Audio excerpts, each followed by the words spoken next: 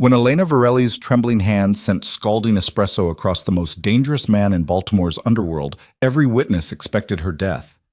Instead, Dominic Raines saw something in her bruised wrists and terrified eyes that changed everything, the same trapped desperation he'd once known. What should have been her final mistake became her first step toward freedom. But escaping her husband's perfect facade would require more than courage. It would demand she become dangerous herself. Stay until the end to see how one spilled drink dismantled an empire. Hit that like button and comment your city below so I can see how far Elena's story travels. Pinon. The crystal chandelier above table 7 cast prismatic light across the white linen tablecloth, creating rainbows that danced with every slight vibration of footsteps across Marcello's polished marble floors. Elena Varelli moved through that light like a ghost, her reflection fragmenting across the rows of wine glasses she carried on her silver tray. 14 delicate stems, balanced with the precision of someone who'd learned that mistakes had consequences far beyond a broken glass. Her hands didn't shake. Not anymore. She'd trained them into stillness the same way she'd trained her face into the pleasant, unremarkable expression that made customers look past her rather than at her. Invisible. Safe. That's what she needed to be during the dinner shift at Baltimore's most exclusive restaurant, where power brokers and politicians paid $500 per person to be seen in the right company. The bruise on her left wrist had faded to a sickly yellow-green that she'd covered with foundation and concealer that morning, layering it carefully before Victor inspected her appearance. The makeup had held through the first 4 hours of her shift, but now, as she approached table 7 with the espresso service, she could feel the fabric of her long-sleeved uniform rubbing against the tender skin beneath. "Your espressos, gentlemen," she said softly, her voice pitched to carry without demanding attention. The art of being heard but not noticed. Table 7 held 4 men in suits that cost more than her monthly rent. 3 of them barely glanced up from their conversation about waterfront development contracts. But the 4th man, the one seated with his back to the corner, positioning that gave him a clear view of both entrances, watched her with the kind of attention that made her skin prickle with warning. Dominic Raines. She'd heard the whispered name from the other servers, recognized him from news reports that danced carefully around what he actually did for a living. Businessman, they called him, consultant, an investor. Words that meant nothing and everything in a city where power had many faces. He was younger than she'd expected, maybe 35, with dark hair swept back from a face that would have been handsome if not for the cold calculation in his gray eyes. He wore his expensive suit the way other men wore armor, and when he looked at her, Elena felt stripped down to every vulnerable truth she'd worked so hard to hide. "Thank you," he said, his voice surprisingly quiet, controlled, the kind of voice that didn't need to rise to command attention. She nodded and began setting down the small cups with steady hands, muscle memory guiding her through the familiar choreography. Left to right, saucer first, then cup, spoon at 3 o'clock, sugar bowl within easy reach. She'd done this 1,000 times, could do it in her sleep, could do it while planning grocery lists and calculating whether she'd have enough time to stop at the pharmacy before Victor got home from his afternoon inspection route. That's why she didn't see the man behind her until it was too late. "Telling you, Raines, the Harbor Point situation needs to be handled before—" The man from table 5 stepped backward without looking, his gesturing hand connecting with Elena's shoulder just as she'd lifted the 4th espresso from her tray. She felt the impact, felt her careful balance disrupted, watched in the stretched-out horror of slow motion as the delicate cup tilted as steaming dark liquid arced through the air in a perfect parabola of disaster. The espresso hit Dominic Raines square in the chest, spreading across his dove-gray shirt and silk tie in an ugly brown stain. The entire restaurant seemed to inhale at once. Elena's tray clattered to the floor. Her training, all those careful lessons about proper service, about grace under pressure, about maintaining composure, shattered like the porcelain cups now spreading coffee across Marcello's imported marble. In that frozen moment, she didn't see the ruined suit or the stain spreading across expensive fabric. She saw Victor's face the last time she'd made a mistake, saw his hand moving faster than she could block, felt the impact that had left her ears ringing for 2 days. Her body reacted before her mind could catch up. She flinched backward, arms coming up in a defensive position that was pure instinct, pure survival response trained into her nervous system over 3 years of marriage. Her ankle twisted in her sensible black heels and she stumbled, going down hard on one knee among the broken china and spreading coffee. "I'm sorry," she gasped, the words tumbling out in a desperate rush. "I'm so sorry. He didn't. I'll pay for the dry cleaning. Please, I'm sorry." She was reaching for the fallen cups with shaking hands, trying to gather the broken pieces while coffee soaked into her uniform pants, when she realized that Dominic Raines hadn't moved, hadn't yelled, hadn't raised his hand or his voice or done any of the things she'd braced herself to receive. The silence stretched out like pulled glass, ready to shatter. Slowly, Elena looked up. Raines was still seated, coffee dripping from his chin onto what remained of his dry shirt. His three companions had frozen mid-conversation, their faces registering various shades of shock and anticipation. The entire restaurant had gone quiet, 100 conversations stopping as every eye turned to witness what happened when someone, especially someone as insignificant as a waitress, made the mistake of spilling something on Dominic Raines. But he wasn't looking at his ruined clothes.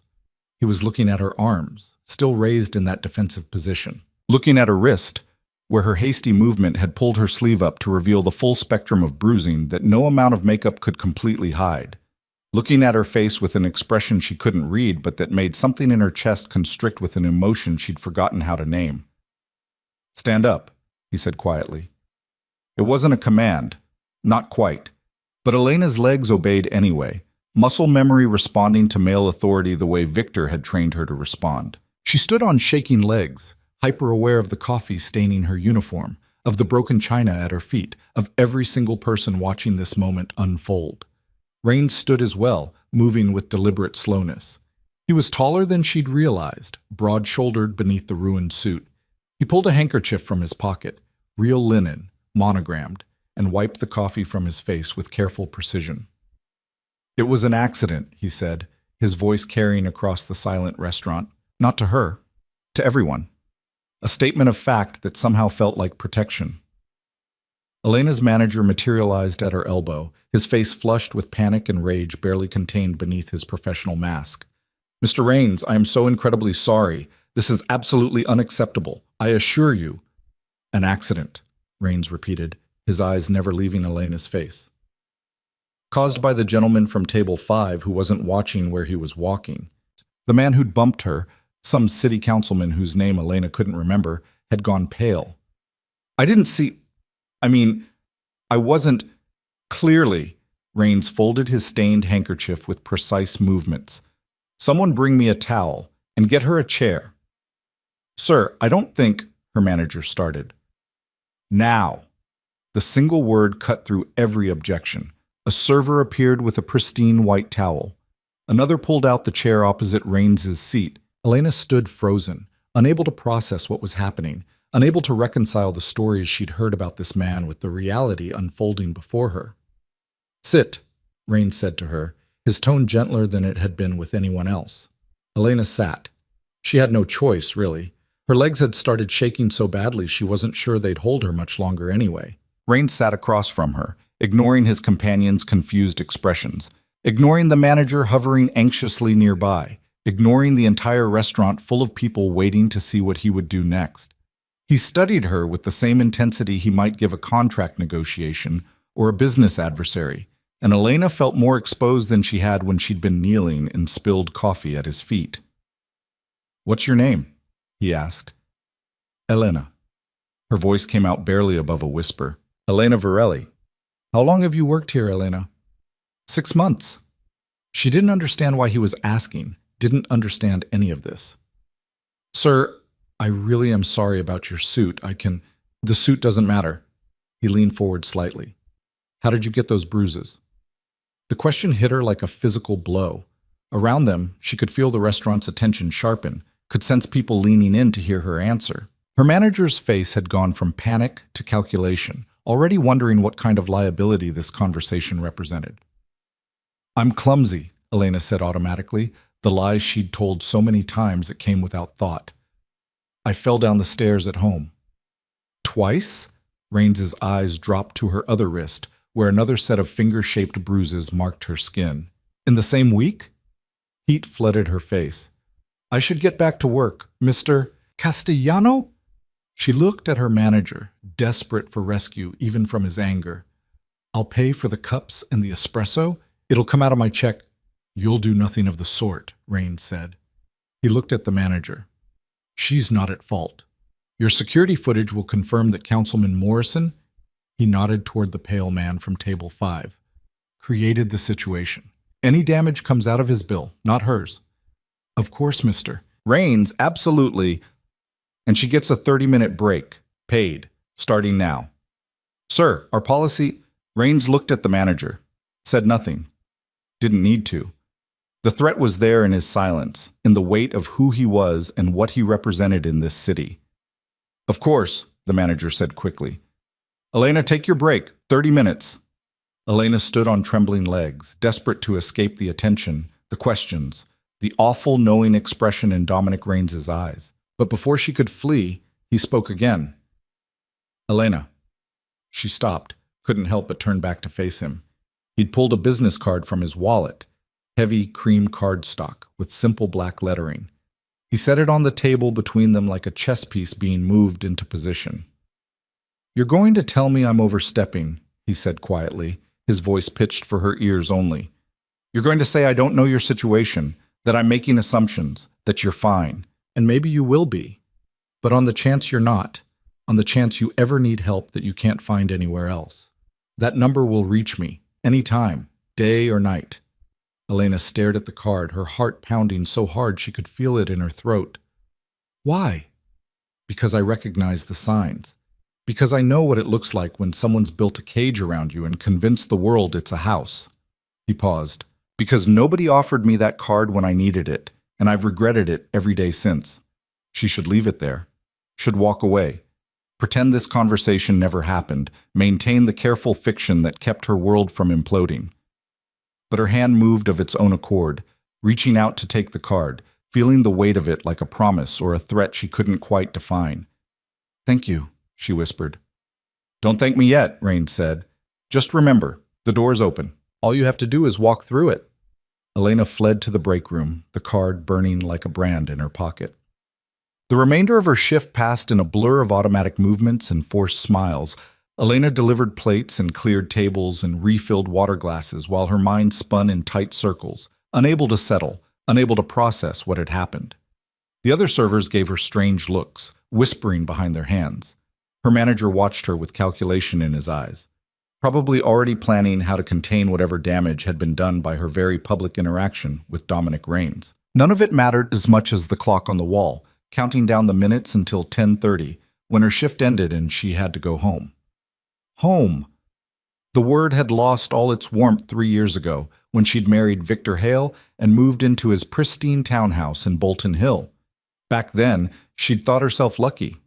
Victor was handsome, successful, attentive in ways that had made her head spin after years of being overlooked. He was a city building inspector with a spotless reputation, the kind of man who showed up to community board meetings and volunteered for neighborhood cleanup days. The kind of man mothers pointed to as an example of what their daughters should seek. The kind of man who knew exactly how to hurt her without leaving marks that showed. Elena changed in the employee bathroom, carefully buttoning her coat to cover the coffee-stained uniform she'd worked the rest of her shift in. Her manager had been too rattled by Raines's intervention to make her change, and she'd been grateful for the small mercy. The business card felt heavy in her pocket, a tangible weight that seemed to grow with each passing minute. She should throw it away, should forget this entire evening happened, should go home and be the wife Victor expected, the one who had dinner waiting and the house perfect and never ever stepped out of line. But she couldn't make herself drop the card in the trash. Instead, she tucked it deep into her purse, buried beneath her wallet and her phone and the collection of receipts she'd need to organize for Victor's weekly financial review. He checked everything, every dollar spent, every minute unaccounted for, every deviation from the schedule he'd so carefully constructed.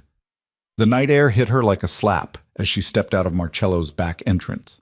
November in Baltimore meant bitter cold and wind that cut through her coat like it wasn't there. The parking lot was nearly empty, just a few scattered cars belonging to the closing staff.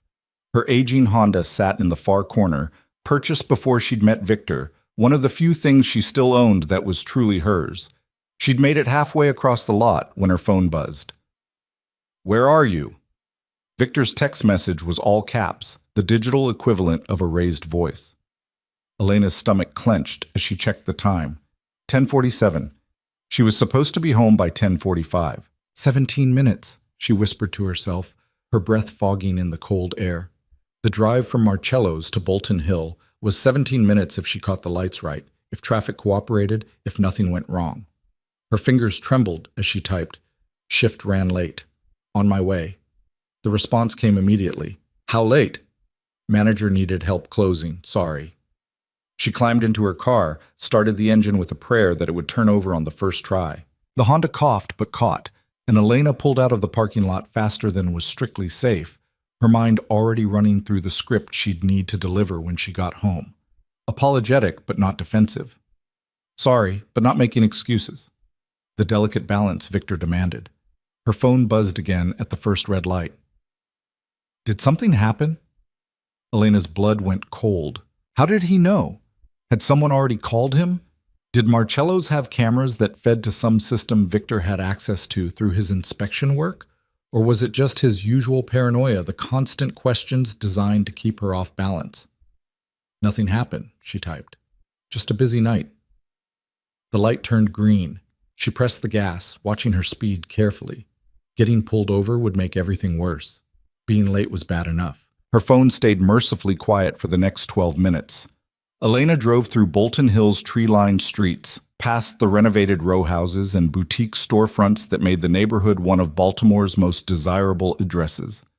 Victor's townhouse stood on a corner lot, its brick facade perfectly maintained, its window boxes planted with seasonal flowers that he changed 4 times a year. The porch light was on. So was the living room light, both signs that Victor was waiting, watching. Elena parked in the narrow driveway, gathered her purse and coat, checked her reflection in the rearview mirror. She'd learned to prepare her face before entering the house, to arrange her features into whatever expression the situation demanded. Tonight called for apologetic concern, maybe a touch of exhaustion to explain why she was late without suggesting she'd been negligent. The front door opened before she reached it. Victor stood silhouetted in the doorway, backlit by the warm glow of their meticulously decorated foyer. He was still wearing his work clothes, crisp khakis and a polo shirt with the city inspector's badge embroidered over the breast pocket. At 38, he maintained the kind of fitness that came from rigid discipline, morning runs that never varied by more than 30 seconds, meals measured to the gram. His sandy blonde hair was starting to gray at the temples in a way that made him look distinguished rather than old. "You're 23 minutes late," he said. Not hello, not how was your shift. Just the accusation, delivered in that calm, measured tone that was somehow worse than shouting. "I'm sorry," Elena said, climbing the steps with her keys already tucked away, her purse held in front of her like a shield. "Mr. Castellano needed help with the closing inventory, and I couldn't say no." Couldn't or didn't want to? Couldn't. He's my manager, Victor. When he asks me to stay, I have to stay. She'd reached the top step now, close enough to see the muscle twitching in his jaw, the sign of anger barely restrained. Victor prided himself on his control, on never being the kind of man who lost his temper in obvious ways. But Elena had learned to read the subtle signs, the small tells that meant she needed to be very, very careful. "Come inside," he said, stepping back to let her enter. The townhouse's interior was warm, decorated with the kind of tasteful neutrality that graced home design magazines.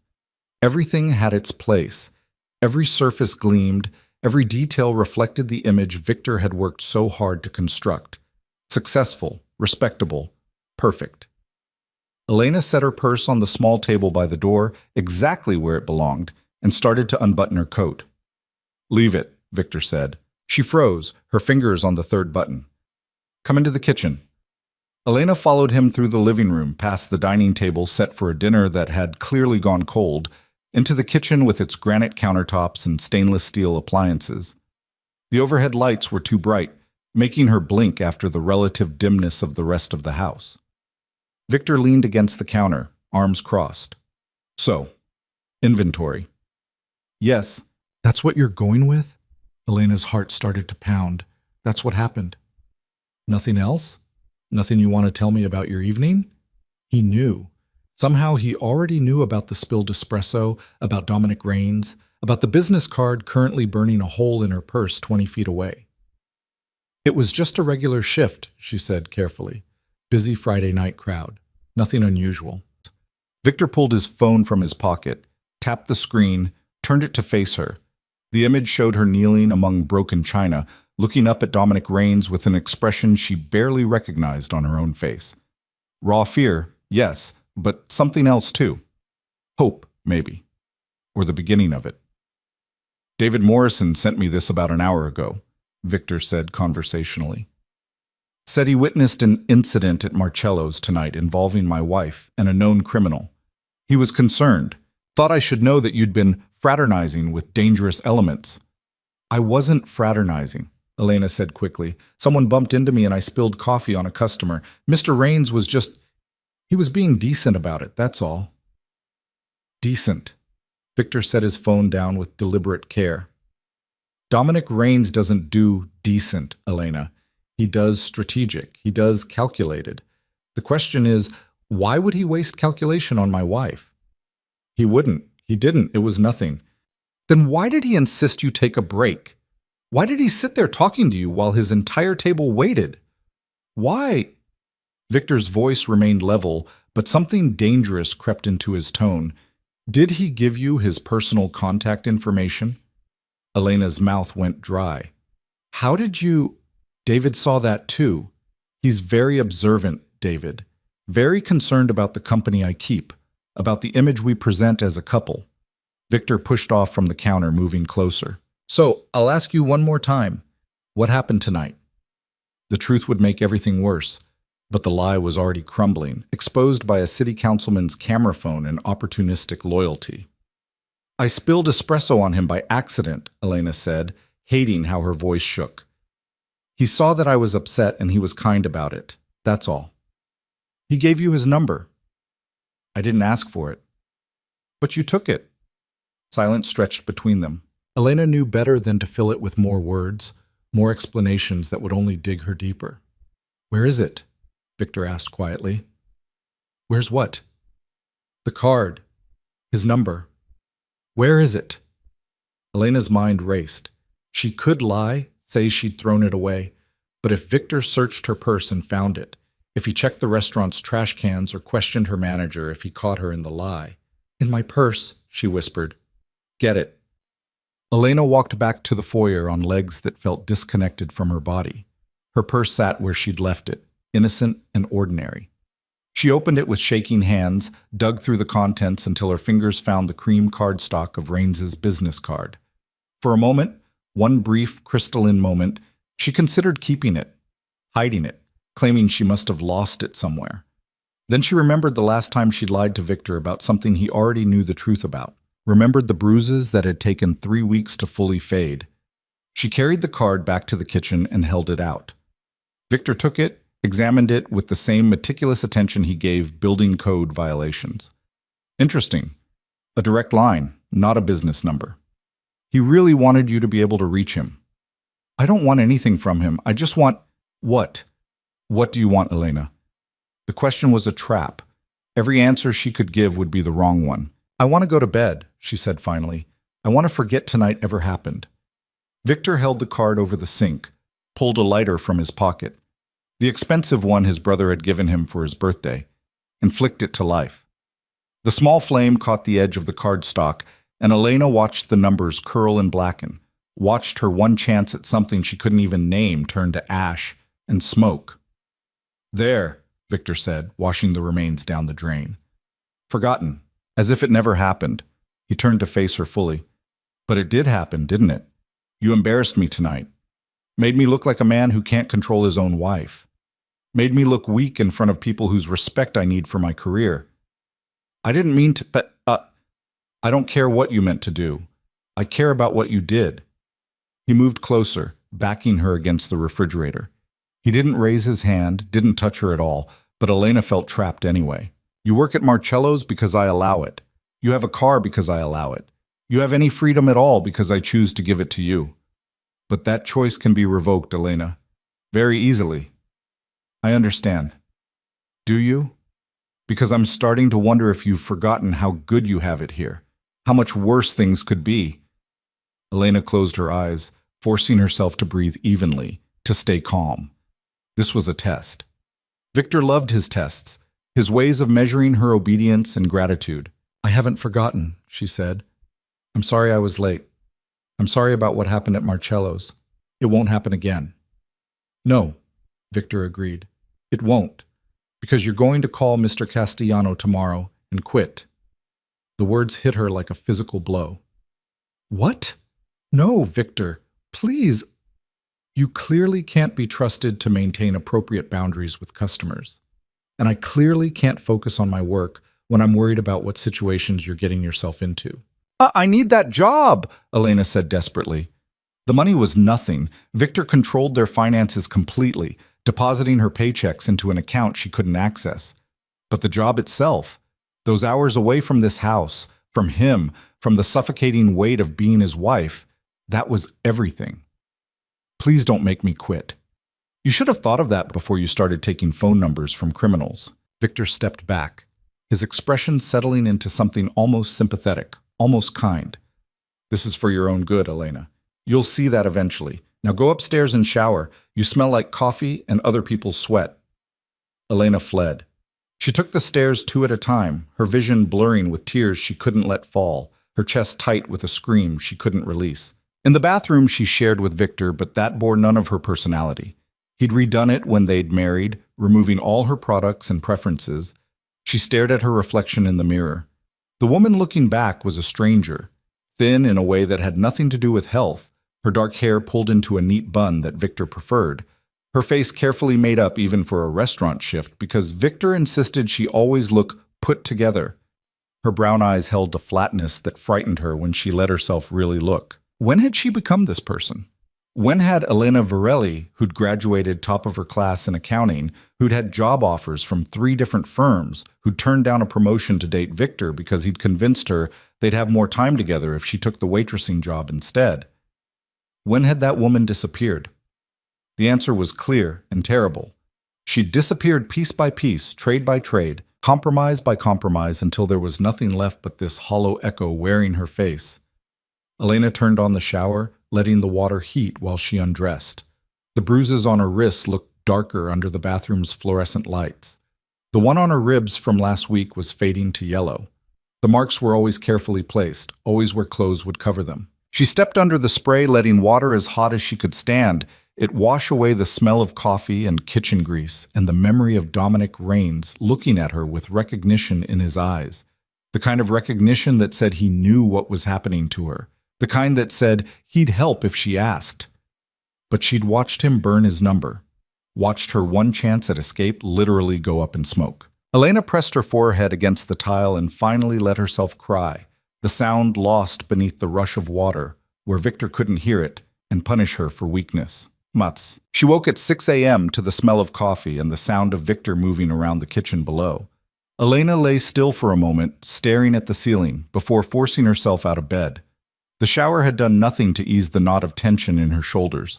Neither had the night's fitful sleep, interrupted by dreams of drowning and falling and reaching for help that never came. The face that greeted her in the mirror looked worse than it had the night before, eyes shadowed, skin pale, the set of her mouth tight with anxiety that had become her constant companion. She dressed in the clothes Victor preferred for her days off, nice jeans without holes or distressing, a fitted sweater in a neutral color, minimal jewelry. She applied makeup with practiced efficiency, covering the circles under her eyes, adding color to lips that had gone bloodless. Downstairs, Victor had already set out breakfast. Oatmeal with precisely measured portions of fruit and nuts, black coffee for him, green tea for her. He was reading something on his tablet, dressed for a Saturday of inspections, his expression pleasant and relaxed. "Good morning," he said, looking up as she entered. "Sleep well?" As if last night hadn't happened. As if he hadn't threatened to take away the one thing keeping her sane. "Fine," Elena lied, sliding into her chair. "Good. I've been thinking about our conversation." Victor set down his tablet. "The job situation." Elena's heart sank. "Victor, let me finish. I was hasty last night. You're right that you need structure to your days, something to keep you busy. So here's what we'll do. You can keep the job, but you're switching to morning shifts only. Nothing past 3 p.m. That way you're home when I get home, and we don't have a repeat of last night's situation. Relief and resentment warred in Elena's chest. Morning shifts meant less money. The lunch crowd tipped nothing compared to dinner service. It meant seeing less of the other servers she'd started to become friendly with. But it was better than losing the job entirely. Thank you, she made herself say. You'll call Castellano after breakfast and request the change. If he can't accommodate it, then we revisit the quitting conversation. Victor returned to his tablet. Also, I've been looking at our finances. Your spending has been erratic lately. Elena's stomach dropped. What do you mean? The pharmacy. You've been there 3 times in the last 2 weeks. I needed... She scrambled for an explanation that wouldn't set him off. Pain reliever. For headaches. 3 times. For headaches? Victor's tone was mild, curious. The most dangerous tone he had. That seems excessive. The truth was that she'd been buying prepaid credit cards with her tips, small denominations that she'd been hiding in various places around the house. Emergency money, escape money, the kind of planning she'd barely admitted to herself she was doing. I kept forgetting which bottle I'd opened, Elena said, so I bought more to make sure I had some. I'm sorry, I should have been more careful. Victor studied her across the table. Well, to help you be more careful, I've set up automatic alerts on your debit card. I'll get a notification whenever you make a purchase. That way I can help you keep track. The walls closed in a little tighter. The cage got a little smaller. That's very thoughtful, Elena heard herself say. I'm just looking out for you. You know that, right? Victor reached across the table, took her hand in his. To anyone watching, it would look affectionate. But his grip was just a fraction too tight, his thumb pressing against the bruise on her wrist. Everything I do is because I love you. I know. Say it back. I love you too. The words tasted like ash, like Dominic Raines's business card burning in the sink, like every other truth she'd traded for peace, for safety, for the illusion that if she just tried hard enough, she could make this marriage into something that didn't slowly kill her. Victor released her hand and stood. I have inspections all morning. I should be home by 2. Make sure you're here. I will be. She watched him gather his things, the inspection tablet, the clipboard, the professional smile he'd wear for property owners and contractors. Watched him transform into the man everyone else saw, the one who'd never raised his voice or his hand, the one who volunteered and voted and kept his lawn perfect. The front door closed behind him. The house fell into silence. Elena sat at the kitchen table, staring at her half-eaten oatmeal, her untouched tea, the morning stretching ahead of her like a prison sentence. She thought about Dominic Raines, about the way he'd looked at her bruises with recognition in his eyes, about the business card she'd never gotten to keep, never gotten to use, about the door he'd said was open, if she could find the courage to walk through it. But the card was ashes now. The number was gone. And even if it wasn't, even if she could somehow find a way to contact him, what would she say? What could Dominic Raines, a criminal, a man whose power came from violence and fear, possibly do to help her escape from a prison with no visible bars? Elena cleared the breakfast dishes with mechanical precision, washed them by hand even though they had a perfectly good dishwasher, dried them and put them away in exactly the places Victor expected them to be. Then she climbed the stairs to the 2nd floor, to the guest room that Victor used as an office, the one she wasn't supposed to enter without permission. The door was locked, as always, but Elena had learned where he kept the spare key, hidden in a volume of building codes on the hallway bookshelf, because who would think to look there? Her hand shook as she unlocked the door and slipped inside. The office was exactly as Victor left it. Immaculate desk, filing cabinets organized by color-coded labels, computer screen dark. Elena moved to the desk, her heart hammering so hard she could feel it in her throat. She shouldn't be doing this. If Victor found out... But she couldn't stop thinking about what Raines had said, about cages that looked like houses, about the way Victor's control had tightened around her so gradually she'd barely noticed until it was too late. Elena woke the computer, grateful that Victor was arrogant enough to use the same password for everything, her birthday, backwards, like she was his possession, his creation. The desktop was as organized as everything else Victor touched. Files arranged by category, shortcuts lined up with mathematical precision. Elena opened his email client, her breathing shallow, her ears straining for the sound of the front door. of Victor returning because he'd forgotten something, because he somehow knew what she was doing. She scrolled through his sent messages, looking for what? Evidence? Proof? Something to justify the dread that had lived in her stomach for 3 years?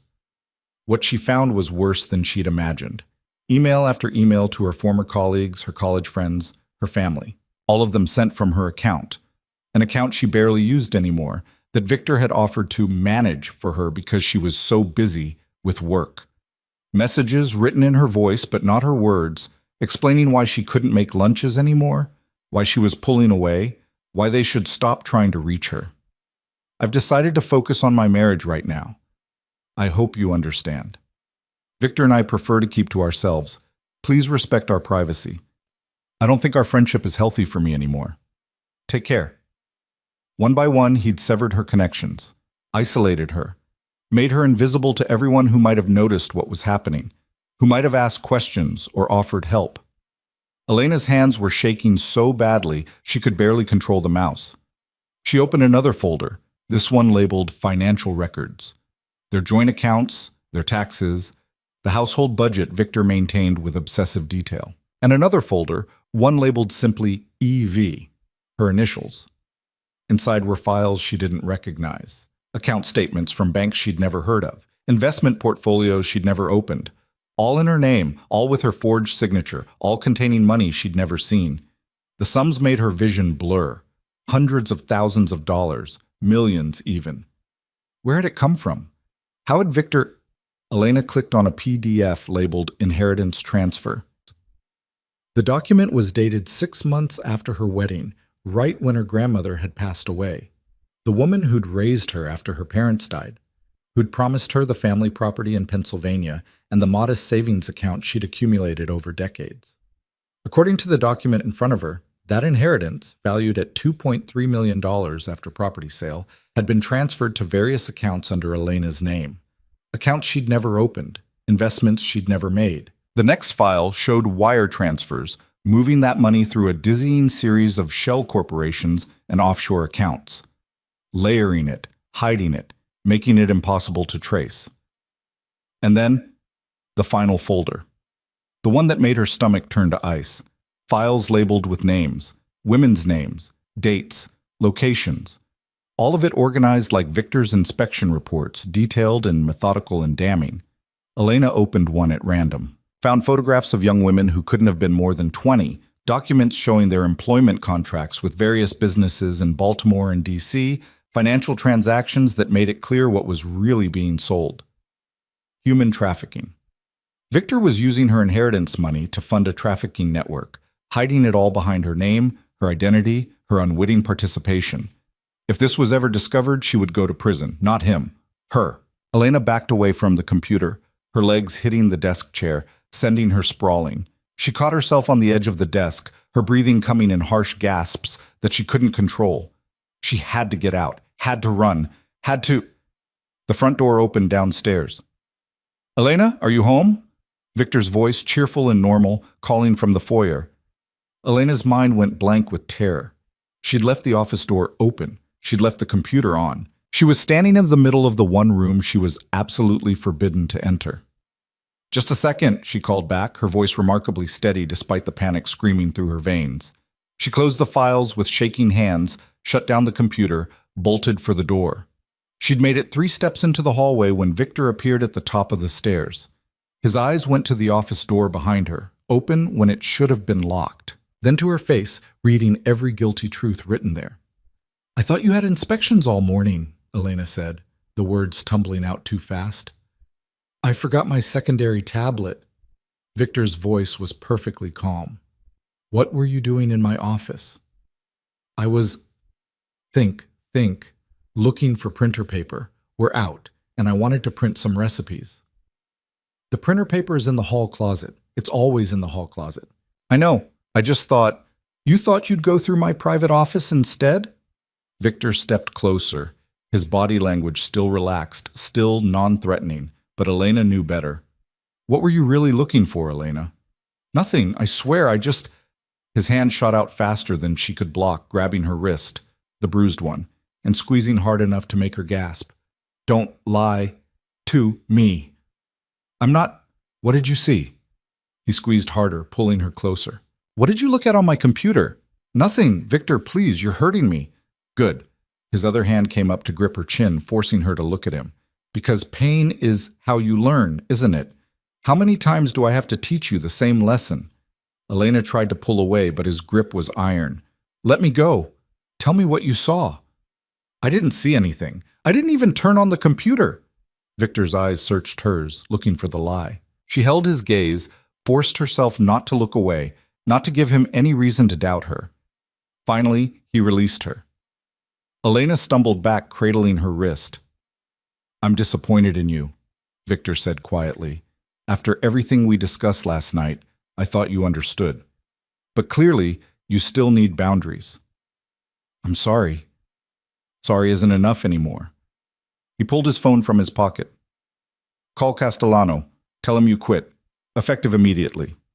No, Elena whispered. No? Victor's eyebrows rose. Did you just tell me no? Please don't make me do this. Please, I'll do anything else. Call him. Now. Or I will. And I'll tell him you've been stealing from the tip jar. See how hard it is to find another job in this city with that on your record. He would do it too. Would lie without hesitation, would destroy what little remained of her independence, would smile while he did it. Elena pulled her phone from her pocket with shaking hands. Found Mr. Castellano's number. Pressed call before she could let herself think about what this meant. Elena? Her manager sounded surprised. Everything okay? You're not scheduled today. I know, I'm calling to... Her voice broke. She cleared her throat, tried again. I'm calling to give my notice. I quit. Silence on the other end. Then, is this about what happened last night? Because Mr. Raines made it very clear. It's not about that. It's personal reasons. I'm sorry for the short notice. Elena, if there's something going on, if you need help... Victor was watching her, his expression pleasant, his eyes promising consequences if she said the wrong thing. I'm fine, Elena said. Thank you for the opportunity. I'll drop off my uniform tomorrow. She ended the call before Mr. Castellano could argue further. There, Victor said, satisfaction in his voice. That wasn't so hard, was it? Now we can focus on what really matters. Our marriage, our life together. No more distractions. He headed downstairs to retrieve his forgotten tablet, leaving Elena standing in the hallway, her wrist throbbing, her job gone, her last connection to the outside world severed. She'd seen what Victor was doing, seen the evidence of his crimes, seen how thoroughly he'd framed her for everything. And now she was trapped, completely and utterly, with no way to reach the one person who'd offered to help. Elena walked back to the guest room, to the computer that held proof of Victor's trafficking network and financial fraud. She could download it, could send it to the police, could try to save herself. But Victor would know, would destroy the evidence, would make sure every crime traced back to her and her alone. She needed help, real help. The kind that could outmaneuver a man who'd spent 3 years building the perfect cage. She needed Dominic Raines. But his number was ash in the kitchen sink, and Elena had no way to find him again. Or did she? She closed her eyes, forcing herself to remember the business card in those few seconds before Victor had burned it. Cream cardstock, black lettering, a single phone number starting with 410, Baltimore's area code. What were the other numbers? She'd been too panicked to really look, too focused on the moment to commit them to memory. But maybe someone else had seen. Maybe David Morrison, the councilman who'd photographed the whole encounter, had gotten a clear shot of the card. Maybe the image he'd sent Victor showed more than just Elena's face. It was a desperate hope. A stupid hope.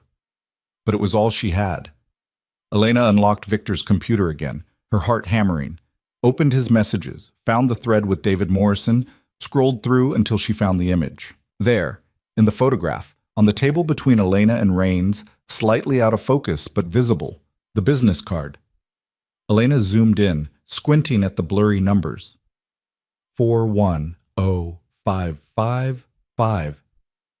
She could make out those digits clearly. The next ones were harder. Was that a 7 or a 1? She grabbed a piece of paper from Victor's printer, wrote down every possible combination of numbers that the blurred image might represent.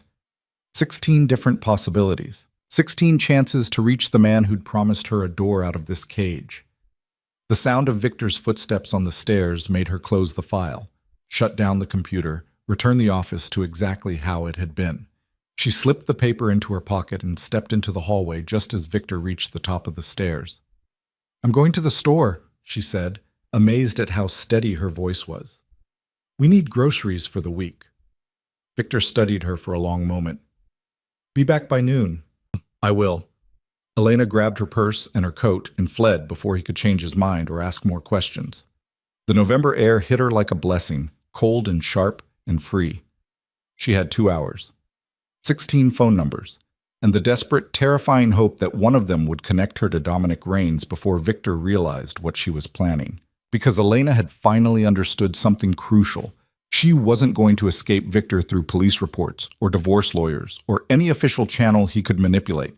The system had already failed her, would continue to fail her, because men like Victor knew how to work the system. No, if she was going to get out of this cage alive, she needed someone who operated outside the system, someone who understood power and violence and how to wield both. She needed a criminal to save her from a monster wearing a respectable mask. Elena pulled her car into the grocery store parking lot and pulled out her phone, staring at the list of numbers with shaking hands. It was time to find out if Dominic Raines had meant what he said about the door being open. All she had to do was find the right key. Elena sat in her car in the grocery store parking lot, staring at the list of 16 phone numbers scrawled on the paper, trembling in her hands. The engine was still running, heat blasting against the November cold seeping through the windows, but she couldn't feel warmth, couldn't feel anything except the frantic hammering of her heart and the weight of the choice she was about to make. Calling Dominic Raines meant crossing a line she could never uncross. It meant admitting that her marriage wasn't just difficult or unhappy, it was dangerous. It meant trusting a criminal with truths she'd barely admitted to herself. It meant gambling everything on the word of a man she'd spoken to for less than 10 minutes.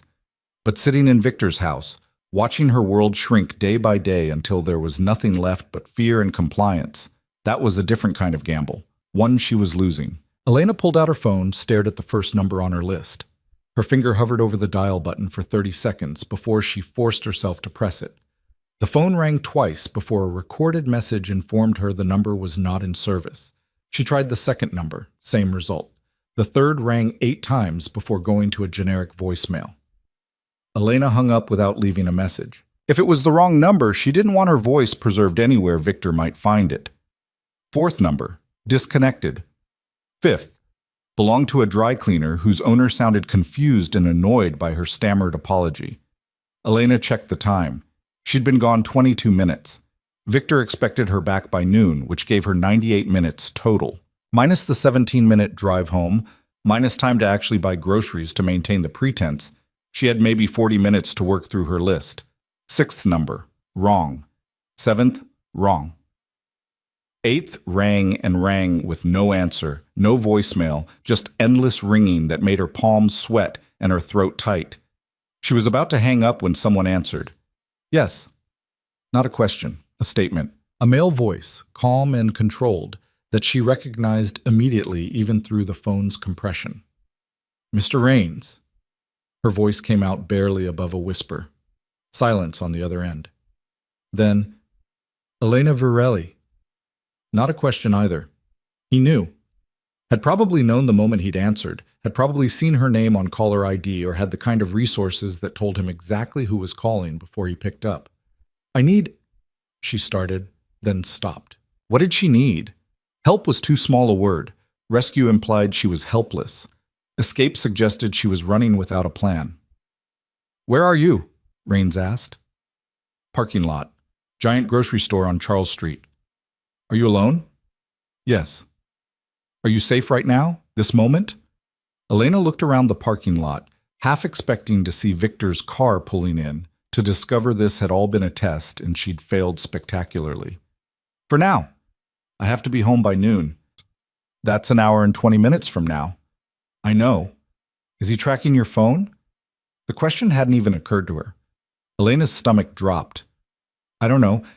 Maybe. He set up alerts on my bank card this morning, so assume yes. Don't go home." "I have to. If I don't show up, he'll..." She couldn't finish the sentence. Couldn't articulate the specific ways Victor would make her regret defiance. Elena, Raines's voice cut through her panic like a knife through fog. I need you to listen very carefully. If you go back to that house, this conversation ends. I can't help someone who won't help themselves. You don't understand. I understand perfectly. He's isolated you, taken your job, your money, your connections. He's made you believe you have no options except compliance. And if you get in your car right now and drive home like a good wife, he'll be proven right. The words hit like a slap, shock and anger cutting through the fear. That's not fair. Fair has nothing to do with this. You called me for a reason. Either you want out or you don't. I want out, Elena said, the words surprising her with their vehemence. But I can't just disappear. Victor, he's done things, bad things, and he set them up to look like I did them. If I run, I go to prison. Another pause. When Raines spoke again, his tone had shifted, still controlled but with an edge of something that might have been respect. What kind of things? I can't talk about it on the phone. Then we meet, today, now. I told you, I have to be home by... There's a coffee shop 3 blocks from where you are. Grindhouse. Do you know it?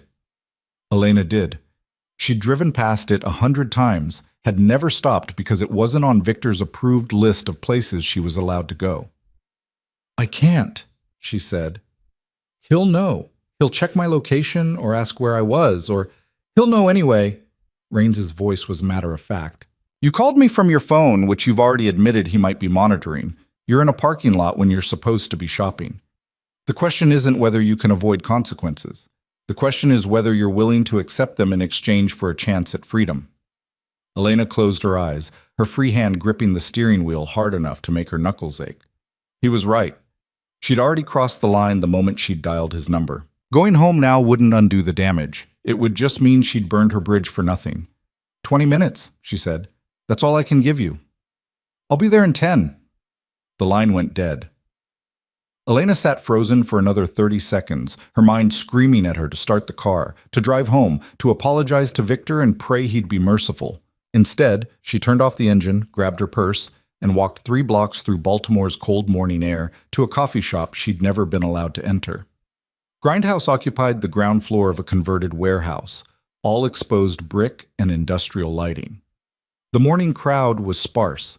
A few students with laptops, a couple having an intense whispered conversation in the corner, a barista with purple hair and multiple piercings working the espresso machine. Elena ordered a tea she didn't want and sat at a table near the window where she could watch the street.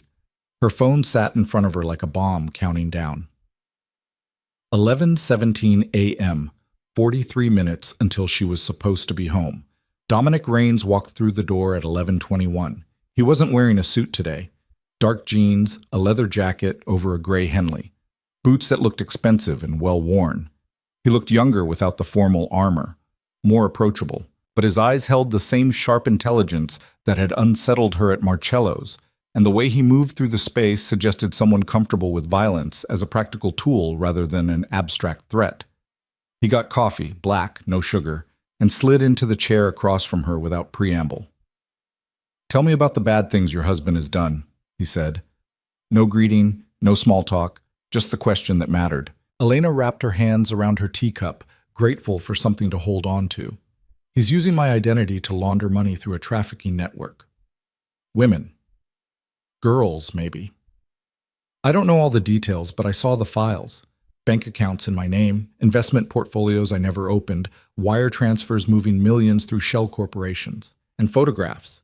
Documents showing employment contracts that were clearly... She couldn't say it, couldn't make the words form. How long has this been going on? I don't know. I only found out this morning, but the files go back at least 2 years. Raines took a slow sip of his coffee, his expression unreadable. Why your identity specifically? My grandmother died 6 months after we got married, left me everything, property in Pennsylvania, savings, investments, about $2.3 million total. Victor convinced me to let him handle the inheritance, said he knew people who could invest it properly, make it grow. I was so... She stopped, swallowed against the shame rising in her throat. I was so stupid. I trusted him. Trust isn't stupidity. It's a reasonable response to someone you love. He weaponized it. Rains set down his cup. Did you sign anything? Paperwork? Power of attorney? Anything that would give him legal access? Elena tried to remember. Those first months of marriage had been such a blur of happiness and adjustment, of believing she'd finally found someone who saw her, who valued her. Maybe? I signed a lot of documents when we bought the house, when we combined finances. He's a city inspector. He's good with paperwork, good at making it all seem routine and necessary. I'm sure he is. Something cold flickered across Rains's face. Men like your husband are experts at making abuse look like love, at making control look like care. You said last night that you recognized the signs, that nobody offered you a card when you needed it. Elena leaned forward slightly. What did you mean? That's not relevant to your situation. I'm trusting you with my life right now. I think I deserve to know why you're willing to help me. Rains studied her for a long moment. Then, my father was a respected defense attorney in this city. Everyone thought he was brilliant, principled, a champion of justice. What they didn't see was what happened behind closed doors. What he did to my mother, to me, and my sister. How he used his legal expertise to make sure we had no recourse, no escape. By the time someone finally noticed, my mother was dead and my sister was so broken she never recovered. The words were delivered in the same calm, controlled tone he'd used for everything else, but Elena heard the rage underneath. The kind of fury that didn't burn hot and fast. It burned cold and permanent, the kind that remade a person from the inside out. I'm sorry, she said quietly. Don't be sorry, be smart. Rains pulled a phone from his jacket pocket. Not his regular phone, something older and simpler. This is a burner, untraceable. I'm going to give you a number where you can reach me 24 hours a day. Memorize it. Don't write it down. Don't save it in your contacts. Just memorize it. He recited 10 digits. Elena repeated them back 3 times until they stuck. Good. Now delete our call history from your phone. All of it. The attempts, the connection, everything. Elena's fingers shook as she navigated to her call log and started deleting. He might already know. You said, I said assume he's monitoring. But there's monitoring and then there's active surveillance. If he's just set up alerts, they might not have triggered yet. If he's actively tracking your location, you're already compromised, and this is damage control. Either way, we eliminate evidence where we can. And then what? I can't go home. You said if I go home, this conversation ends. I said if you go home and pretend this didn't happen, we're done. But you're not going to do that. Rains leaned back in his chair, his posture relaxed in a way that contrasted sharply with the intensity of his gaze. Here's what's going to happen. You're going to go home. You're going to be exactly 3 minutes late, flustered enough that Victor believes you lost track of time, but not so upset that he suspects anything else. You're going to put away groceries and make lunch and be the wife he expects. I don't understand. You just said, I said I can't help someone who won't help themselves. Running right now, without a plan, without resources, without proof, that's not helping yourself. That's panic. And panic gets you caught or killed. Rains pulled a small flash drive from his pocket and slid it across the table. This contains software that will create a hidden backup of everything on your husband's computer. Files, emails, browsing history, everything. Can you install it without him knowing? Elena stared at the flash drive.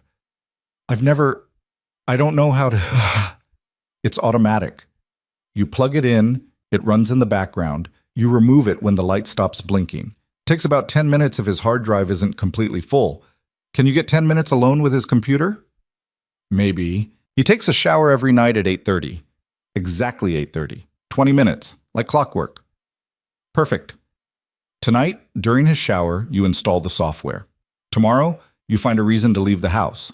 Library, grocery store, anywhere with public Wi-Fi. You call me from a payphone or a borrowed phone, we meet, and you give me the drive. I'll have my people analyze everything, build a case that separates you from his crimes. Your people, Elena repeated. You mean criminals. I mean forensic accountants, digital security experts, and lawyers who specialize in making problems disappear. Some of them have questionable pasts. All of them are very good at what they do. Rains finished his coffee. You want the legal route? The proper channels? You can try. But Victor's a city official with a clean record and a house full of evidence that points to you. The system will eat you alive before you get a chance to defend yourself. I'm offering you an alternative. Why? The question burst out of Elena before she could stop it. You don't know me. You don't owe me anything. Why are you willing to do this? Because I can. Because I have resources that most people in your position don't. And because Rains paused, something almost vulnerable crossing his face before his mask of control slammed back into place. Because my mother died thinking she had no options. I won't watch another woman believe the same lie. Elena's throat tightened. She looked down at the flash drive, so small and innocuous, holding the potential to either save or destroy her. What if I get caught? What if Victor notices the drive or realizes what I'm doing? Then you call me immediately and we move to plan B. Which is? You disappear. Tonight. I have safe houses where Victor can't find you, resources to keep you hidden while we build the case remotely. It's messier, riskier, and means you can't ever go back to anything resembling your old life. But it's better than dead. The word hung between them, stark and terrible in its honesty. He'd kill me? Elena whispered. Men who traffic human beings don't have qualms about eliminating threats. And right now you're the biggest threat to his operation. You know what he's doing. You can identify his network. If he even suspects you're going to expose him. Rains didn't finish the sentence, didn't need to. Elena checked her phone. 11:34. 26 minutes to get home and she still needed to buy groceries. I have to go. Remember, 3 minutes late, flustered but not panicked. You lost track of time picking out produce or comparing prices. Something mundane that he can verify if he checks your location history. Elena stood on shaking legs, clutching her purse with the flash drive now burning a hole in its depths. What if I can't do this? What if I'm not strong enough? Rains stood as well, and for the first time since she'd met him, his expression softened into something almost gentle. You spilled coffee on one of the most dangerous men in Baltimore and survived. You found my number from a blurry photograph and tracked me down in less than 2 hours. You called me instead of going home like he expected. You're stronger than you think, Elena. You just need to remember it. He walked out without another word, leaving Elena standing in the coffee shop with a flash drive in her purse and a plan that terrified her more than staying had. She made it home at 12:03, her arms full of grocery bags, her explanation ready. Victor met her at the door with his arms crossed and his jaw tight. You're late. I know. I'm so sorry. The store was packed and the checkout lines were ridiculous, and I couldn't find the brand of pasta you like, so I had to ask someone, and the words tumbled out in a breathless rush that was barely performance. Her heart was hammering hard enough that the panic felt real. Victor took one of the bags from her arms, peered inside at the contents. You bought too many vegetables. They were on sale, I thought. You thought wrong. We've talked about impulse purchases. I'm sorry. I'll return them. It's fine. He carried the bag into the kitchen, and Elena followed with the others, her skin crawling with the certainty that he knew, that somehow he'd tracked her movements, listened to her call, discovered everything and was just waiting to spring the trap.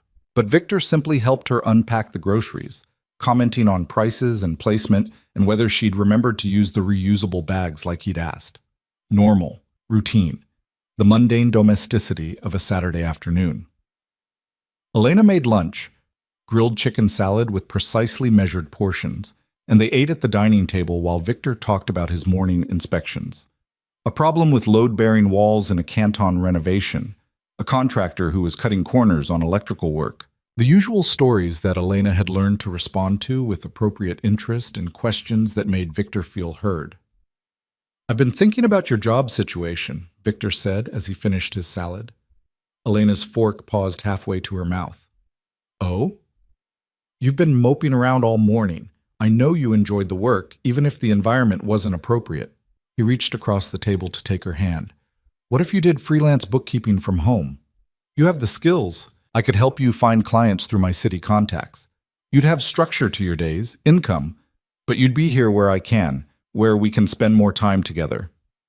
The offer was so reasonable, so thoughtful, that for a moment Elena almost forgot the bruises on her wrists and the trafficking files on his computer. This was the Victor who'd courted her, who'd seemed genuinely interested in her happiness. who'd made her believe she was choosing partnership instead of imprisonment. "That's really sweet," she made herself say. "Can I think about it?" "Of course, no pressure. I just want you to be happy, Elena. You know that, right?" "I know." After lunch, Victor settled in the living room with his tablet to review inspection reports. Elena cleaned the kitchen with mechanical precision, her mind racing. The flash drive in her purse upstairs felt like it was broadcasting its presence, screaming her betrayal to anyone who listened. 8:30. She had to wait until 8:30. The afternoon crawled by with agonizing slowness. Elena reorganized the linen closet because Victor had mentioned it looked sloppy. She prepped dinner, pot roast with root vegetables, cooking low and slow the way Victor preferred.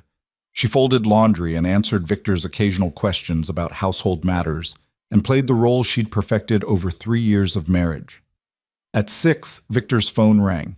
He answered, listened, his expression darkening. "When? How bad?" "No, I'll come look at it now." He ended the call and stood. "Problem with a building downtown, possible structural collapse. I need to assess it before Monday." Elena's heart leapt. "Now? But it's Saturday evening." "Emergencies don't wait for business hours. I'll probably be gone a few hours." He grabbed his jacket and inspection tablet. "Don't wait up for dinner. Eat without me." The front door closed. Elena counted to 60, then ran to the window to watch his car pull away. The moment his taillights disappeared around the corner, she bolted upstairs to Victor's office. Her hand shook so badly she could barely get the key into the lock. The door swung open to reveal the same immaculate space she'd violated that morning. The computer sat dark and innocent on the desk. Elena pulled the flash drive from her purse, sat in Victor's chair, and powered on the machine. Her birthday? Backwards. The desktop loaded with its color-coded files and perfect organization. She inserted the flash drive. A small window popped up. Auto-run detected. Install backup protocol? Elena clicked yes before she could overthink it. A progress bar appeared. 0% complete. Estimated time, 8 minutes. She watched the percentage climb with agonizing slowness. 5%. 10%. 15%. What if Victor came back? What if this was a test, the emergency call a setup to see if she'd snoop again? What if... Her phone buzzed. Elena jumped, her heart stopping, certain it would be Victor calling to tell her he knew, he'd always known, and now she'd pay for her betrayal. But the text was from a number she didn't recognize. "Stay calm, you're doing fine." Dr. Dominic Raines. Somehow knowing she'd need the encouragement exactly when panic threatened to overwhelm her. Elena took a shaking breath and watched the progress bar. 25%, 30%, 35%. The software was pulling everything. She could see file names flashing by too quickly to read. Financial records, email archives, encrypted folders she'd never known existed. The sheer volume of data suggested Victor had been using this computer for far more than city inspection work. 50%. 60%. Elena's ears strained for the sound of a car in the driveway, footsteps on the porch, Victor's key in the lock. The house remained silent, except for her own labored breathing and the quiet hum of the computer. 75%. 80%. Her phone buzzed again. This time it was Victor. "Going to be later than I thought. Foundation issues are worse than reported. Don't wait up." Elena wanted to cry with relief. Instead, she typed back, "Okay, be safe, 90%, 95%. The progress bar hit 100% and a new message appeared. Backup complete, remove device safely. Elena ejected the flash drive with trembling hands and shoved it deep into her pocket.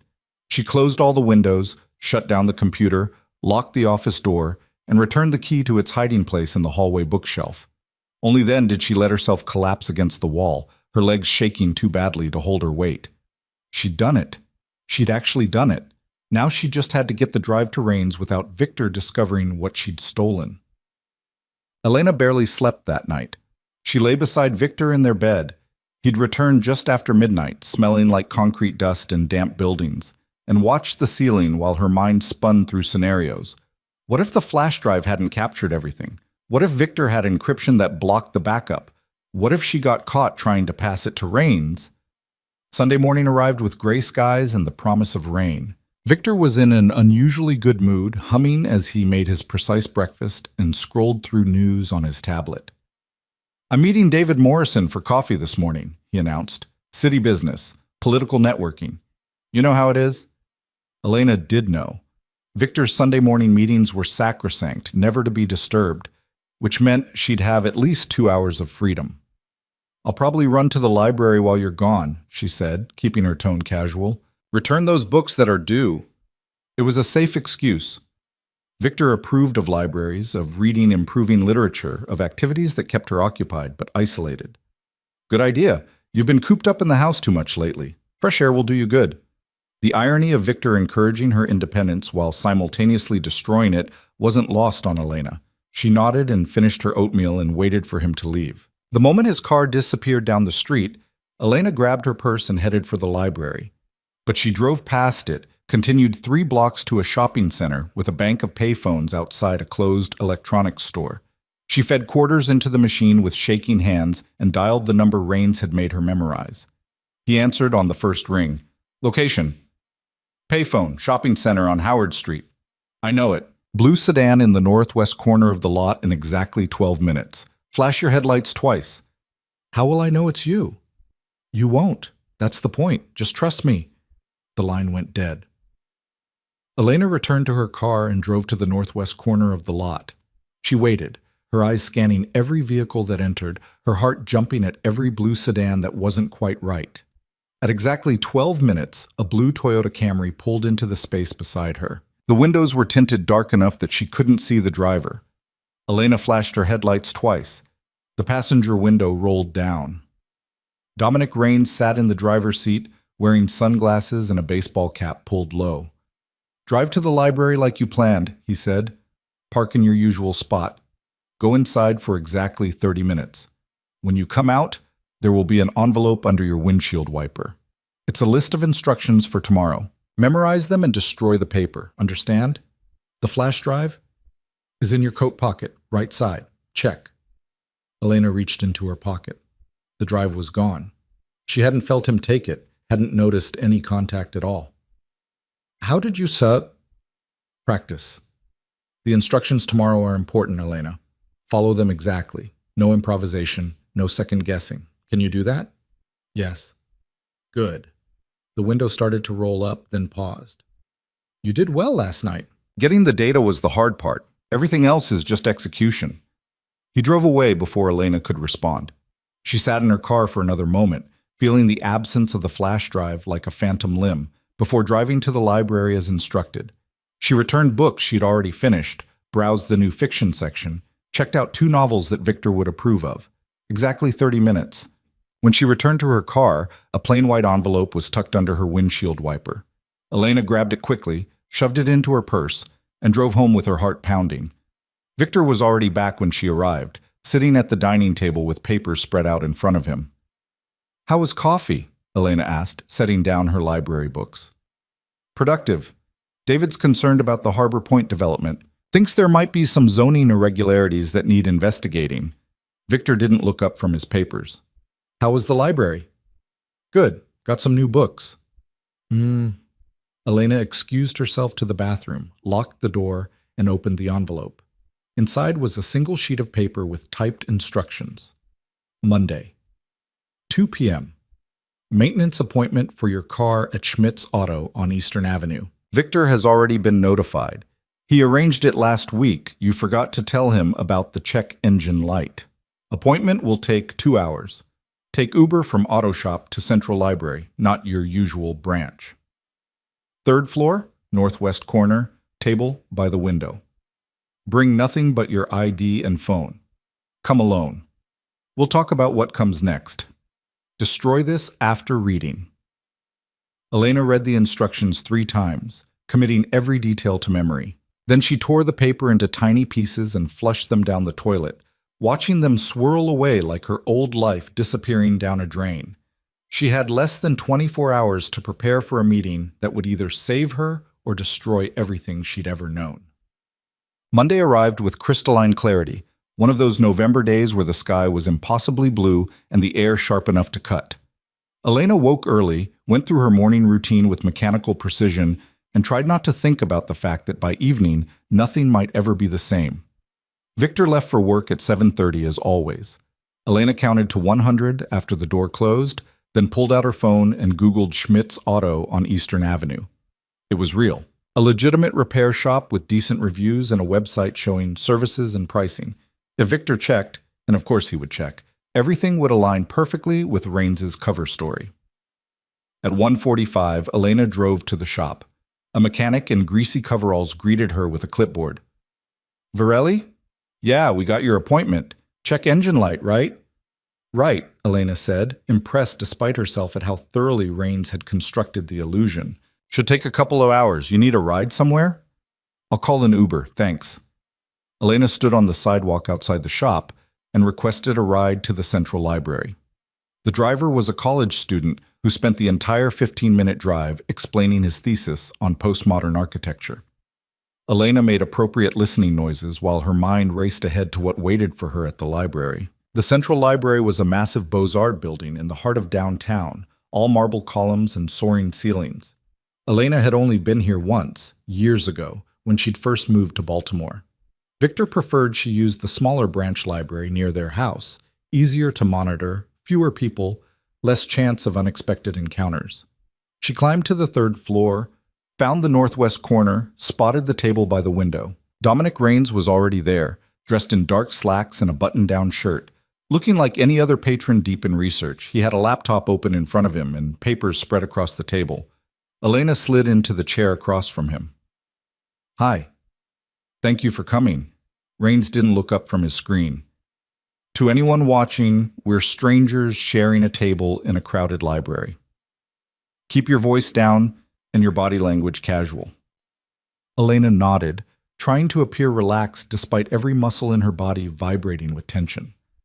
"I've had my people analyze the data you retrieved," Raines continued, his tone conversational, like he was discussing weather. "Your husband is more ambitious than I initially thought. The trafficking network is just one branch of a larger operation. He's also running a sophisticated real estate fraud scheme, using his position as a building inspector to condemn properties with fabricated violations, then acquiring them through shell companies at a fraction of their value." Elena felt sick. How long has this been going on? At least 5 years, probably longer. He started small, minor corruption, kickbacks, the kind of thing that's sadly common in city government, but he got greedy, or maybe just bolder. The trafficking operation is relatively new, maybe 18 months old. That's when he started using your inheritance money. "Can you prove I wasn't involved?" Raines finally looked at her, his gray eyes sharp and assessing. "I can prove you didn't know. The digital forensics show that every suspicious transaction occurred from Victor's devices, during times when you were working at Marcello's, or can be otherwise accounted for. Your email account shows evidence of access from his IP address, suggesting he's been monitoring and controlling your communications. And there's something else." He turned his laptop so she could see the screen. It showed an email exchange between Victor and someone named Jay Chen. "Read the date," Raines said. Elena squinted at the timestamp. That's 6 months before we got married. Now read the content." The email was clinical in its brutality. Target identified. Elena Varelli, 28, forensic accountant at Mercer & Associates. Family inheritance estimated 2 to 3 million. No close family, isolated social network. Responsive to attention and validation.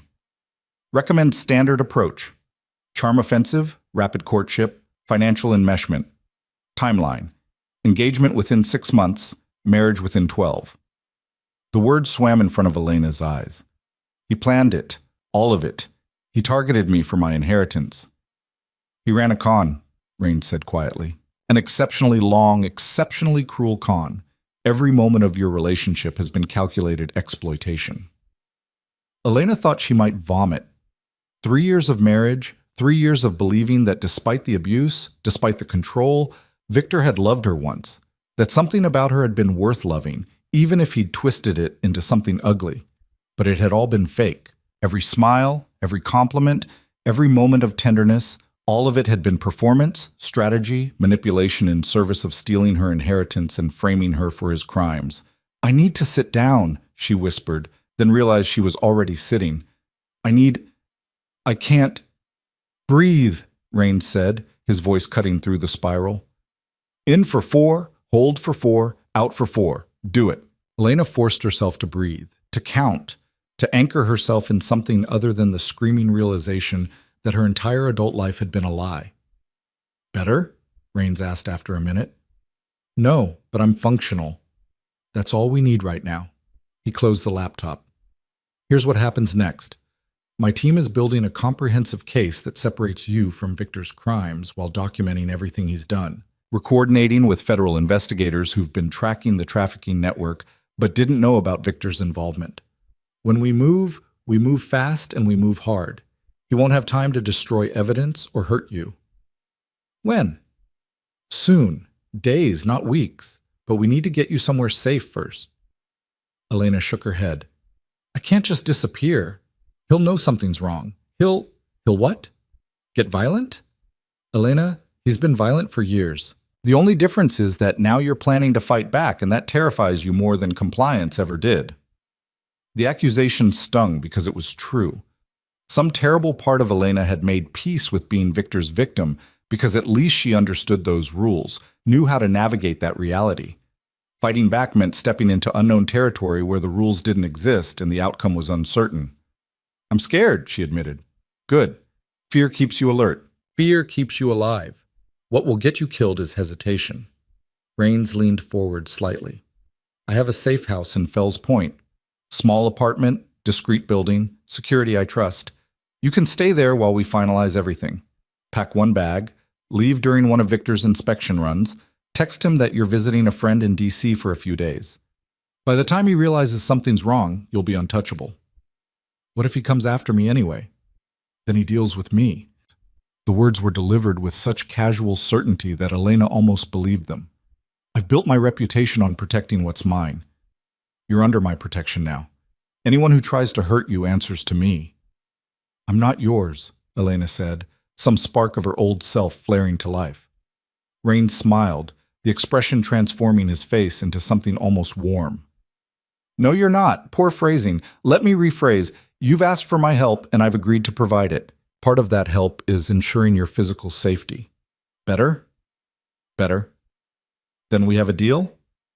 Elena thought about Victor, about the house in Bolton Hill that had become her prison, about the inheritance he'd stolen and the life he'd destroyed and the women whose lives he'd purchased and sold like commodities.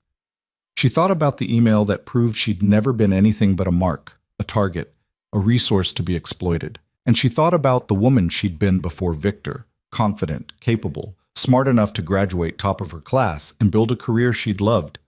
That woman was still in there somewhere, buried under 3 years of systematic destruction. Maybe it was time to let her out. We have a deal, Elena said. Rains pulled a key from his pocket and slid it across the table along with a piece of paper. Address: 6th floor, apartment 6C. The building has security cameras, but they're on a loop during specific windows. Those times are listed on the paper. Move during a window and nobody will have footage of you entering. There's a burner phone in the kitchen drawer, pre-programmed with my number. Use it for all communication from now on.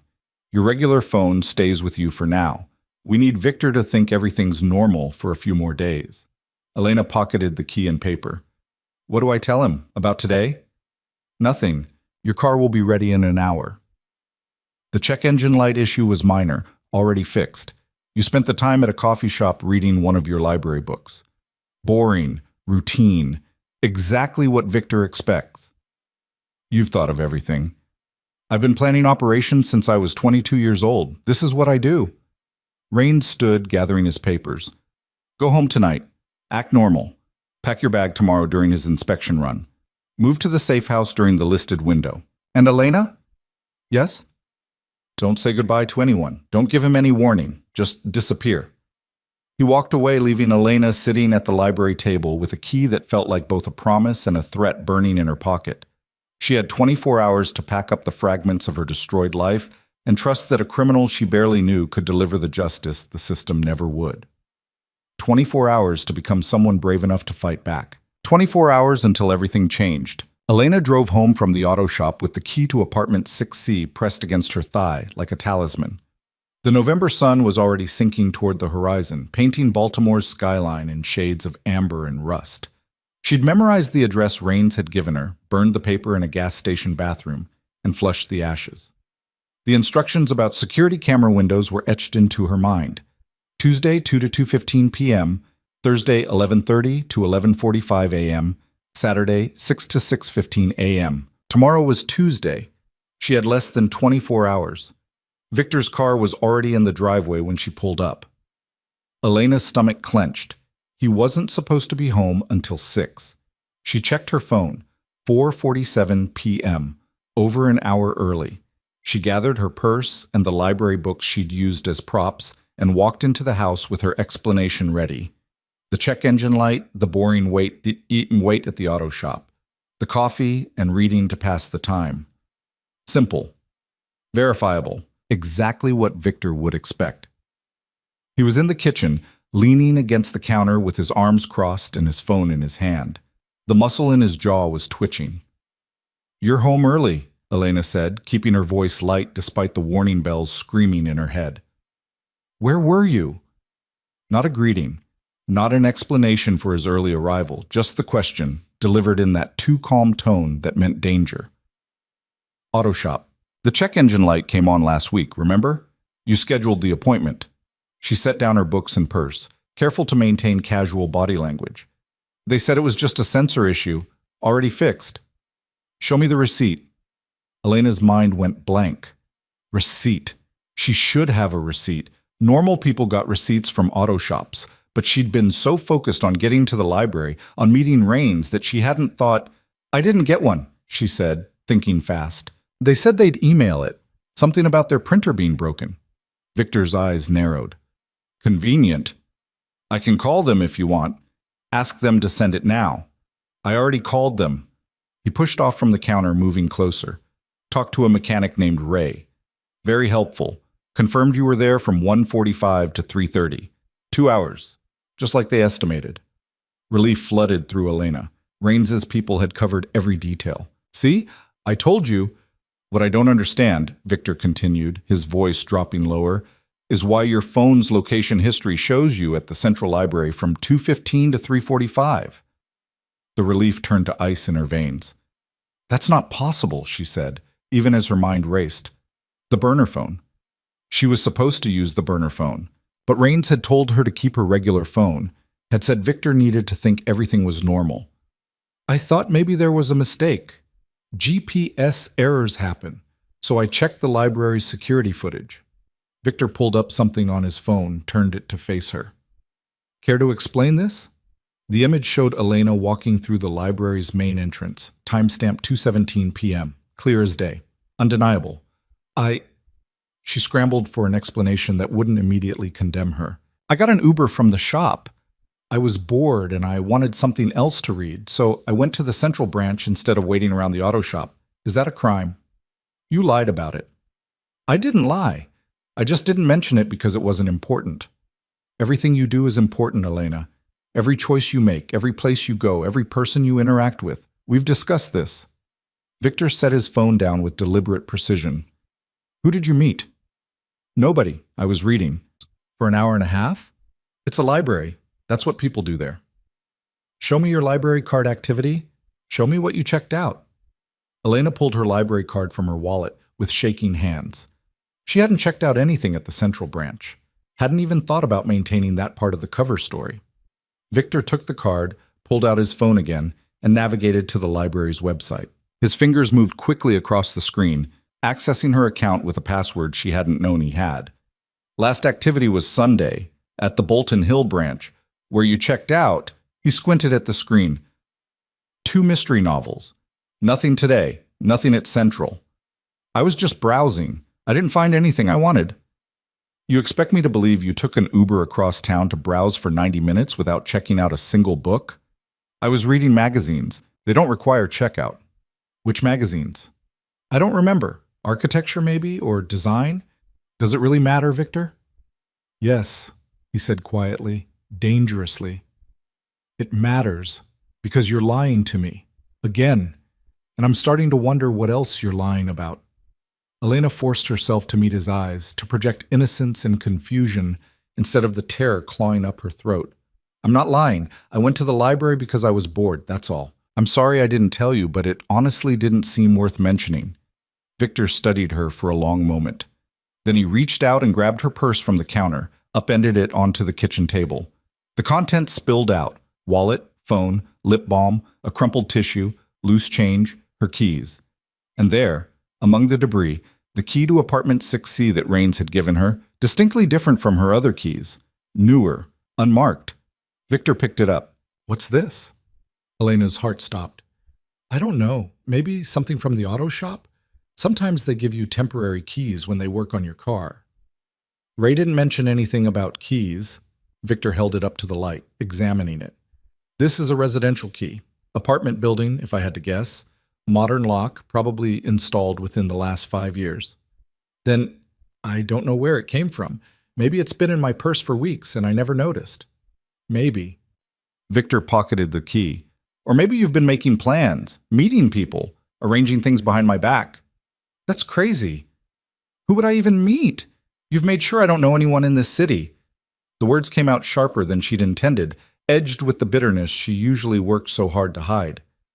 Victor's expression shifted, something cold and calculating settling over his features. You blame me for your isolation. How interesting.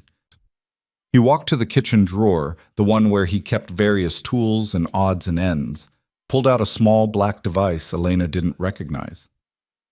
Do you know what this is? She shook her head. Signal detector. Very sensitive. Can pick up electronic frequencies within a 50-foot radius. He powered it on, waved it slowly across the pile of her belongings on the table. Let's see what we find. The device remained quiet as it passed over her wallet, her phone, her lip balm. But when it approached her coat, still draped over the back of the chair, it began to beep. Victor's smile was terrible to witness. He reached into the coat pocket and pulled out the burner phone Rains had mentioned, the one Elena was supposed to find in the apartment, except somehow it had ended up in her possession, and she had no memory of how or when. Well, Victor said softly, what do we have here? Elena couldn't speak, couldn't breathe, could only watch as Victor powered on the phone, navigated through its minimal interface, found the single programmed number. He pressed call. The phone rang once before connecting. Elena couldn't hear what was said on the other end, but she saw Victor's expression darken further. Dominic Rains, he said into the phone, his voice pleasant and conversational. I wondered when you'd make your move. Tell me, how long have you been fucking my wife? Victor, no, Elena started. He held up a hand to silence her. Really? Just helping her out of the goodness of your heart? How noble, how completely unbelievable. A pause. Is that a threat? Because I have to tell you, threatening a city official is a serious crime, almost as serious as kidnapping and conspiracy to commit fraud. Victor listened for another moment, then laughed. By all means, try. But you should know that every criminal transaction, every illegal transfer, every piece of evidence you think implicates me, it all points to her.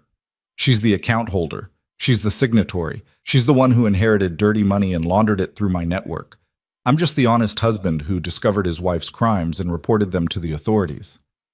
Elena felt the walls closing in, felt the trap Victor had spent 3 years building snap shut around her. I'll be in touch, Victor said, and ended the call. He turned to Elena with an expression of profound disappointment. You really thought you could outsmart me? You, with your limited understanding of how power actually works in this city? You're a monster, Elena whispered. I'm pragmatic. There's a difference. Victor pocketed the burner phone along with the apartment key. Here's what's going to happen. You're going to pack a bag, enough for a few days. You're going to get in the car, and you're going to come with me somewhere quiet where we can discuss your future. And if I refuse, then I make a phone call to a very sympathetic police captain who's been investigating financial crimes in Baltimore. I show him the evidence I've carefully compiled over the past 3 years. You're arrested, charged, and convicted. You spend the next 20 years in prison while I play the heartbroken husband who never suspected his beloved wife's criminal enterprise. But people will see through that. Will they? I'm a respected city inspector with an impeccable record. You're a former waitress with no alibi, no witnesses, and a bank account full of illegal money. Who do you think they'll believe? Elena looked at the man she'd married, really looked at him for perhaps the first time.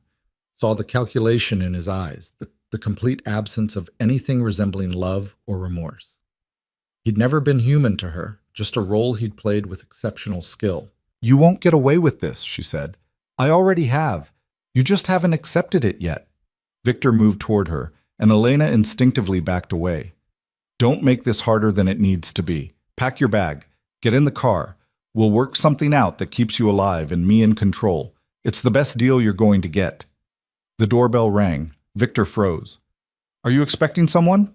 Elena shook her head. The doorbell rang again, followed by a heavy knock. "City police! Open up!"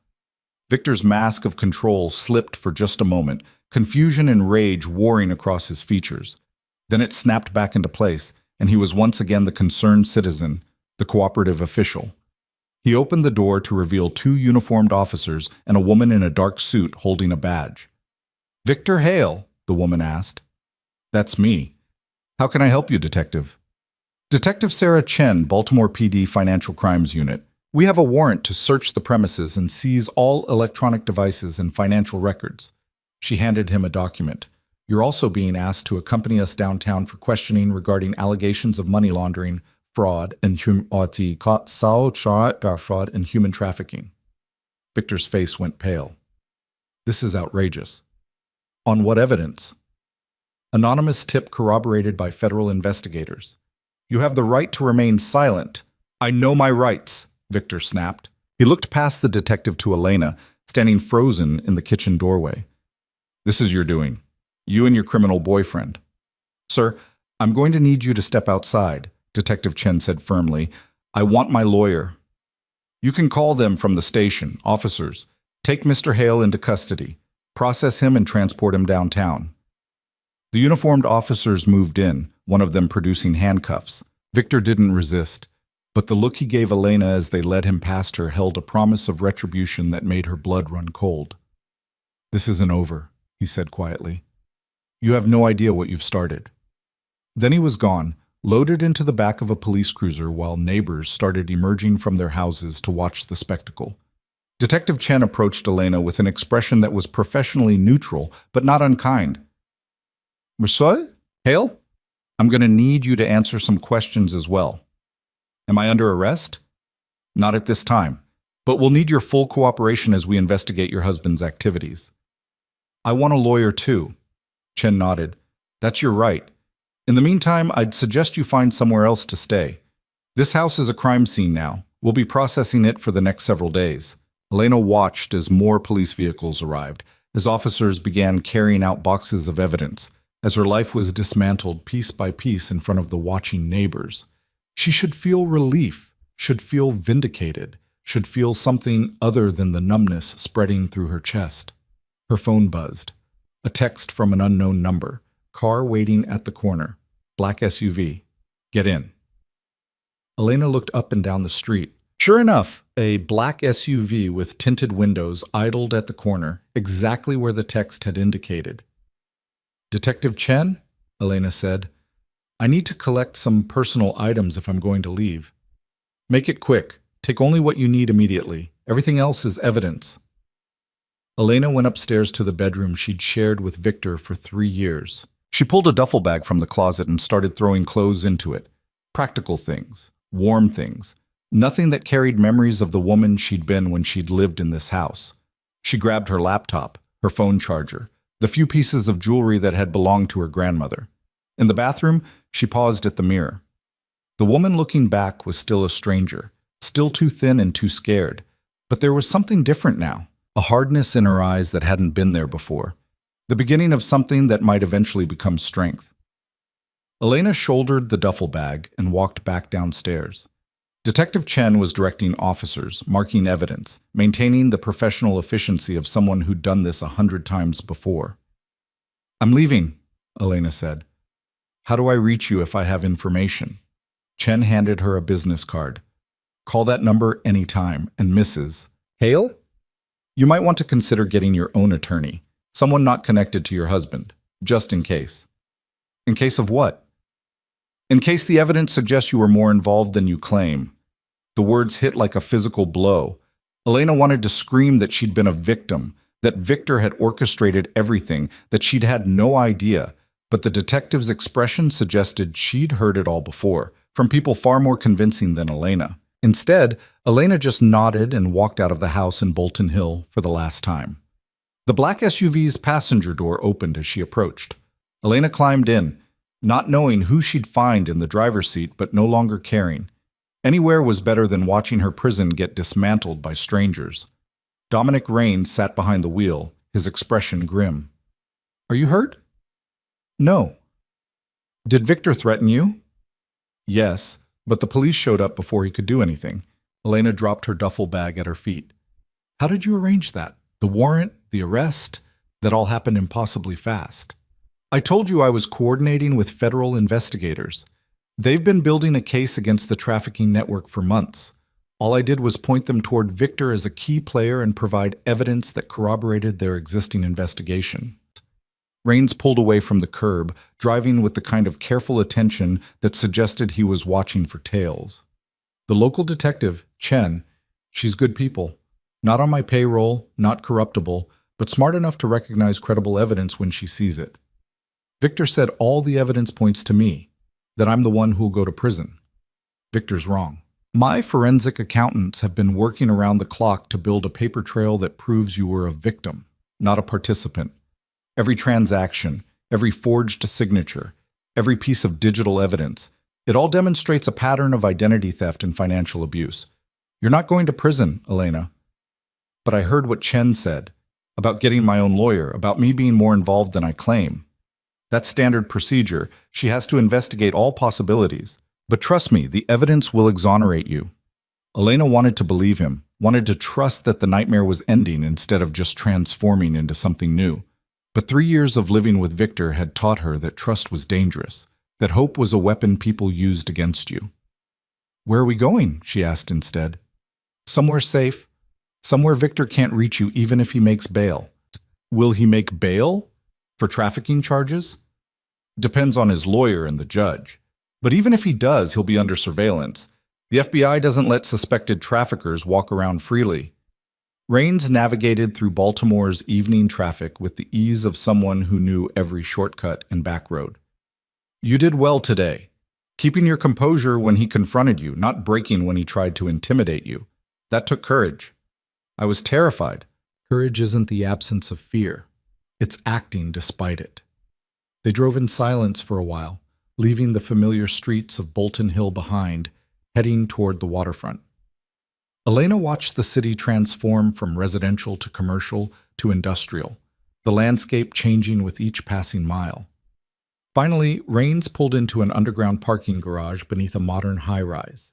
He used a key card to access the resident section, parked in a spot labeled 6C. "This is the safe house?" Elena asked. "One of them. I own 4 units in this building under various corporate entities. This one is the most secure." He grabbed her duffel bag before she could protest.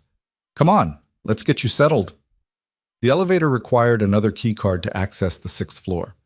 The hallway was quiet, carpeted in neutral beige, doors spaced far enough apart to suggest generous square footage. Apartment 6C sat at the end of the hall, positioned to offer views in 2 directions. Raines unlocked the door and gestured for Elena to enter first.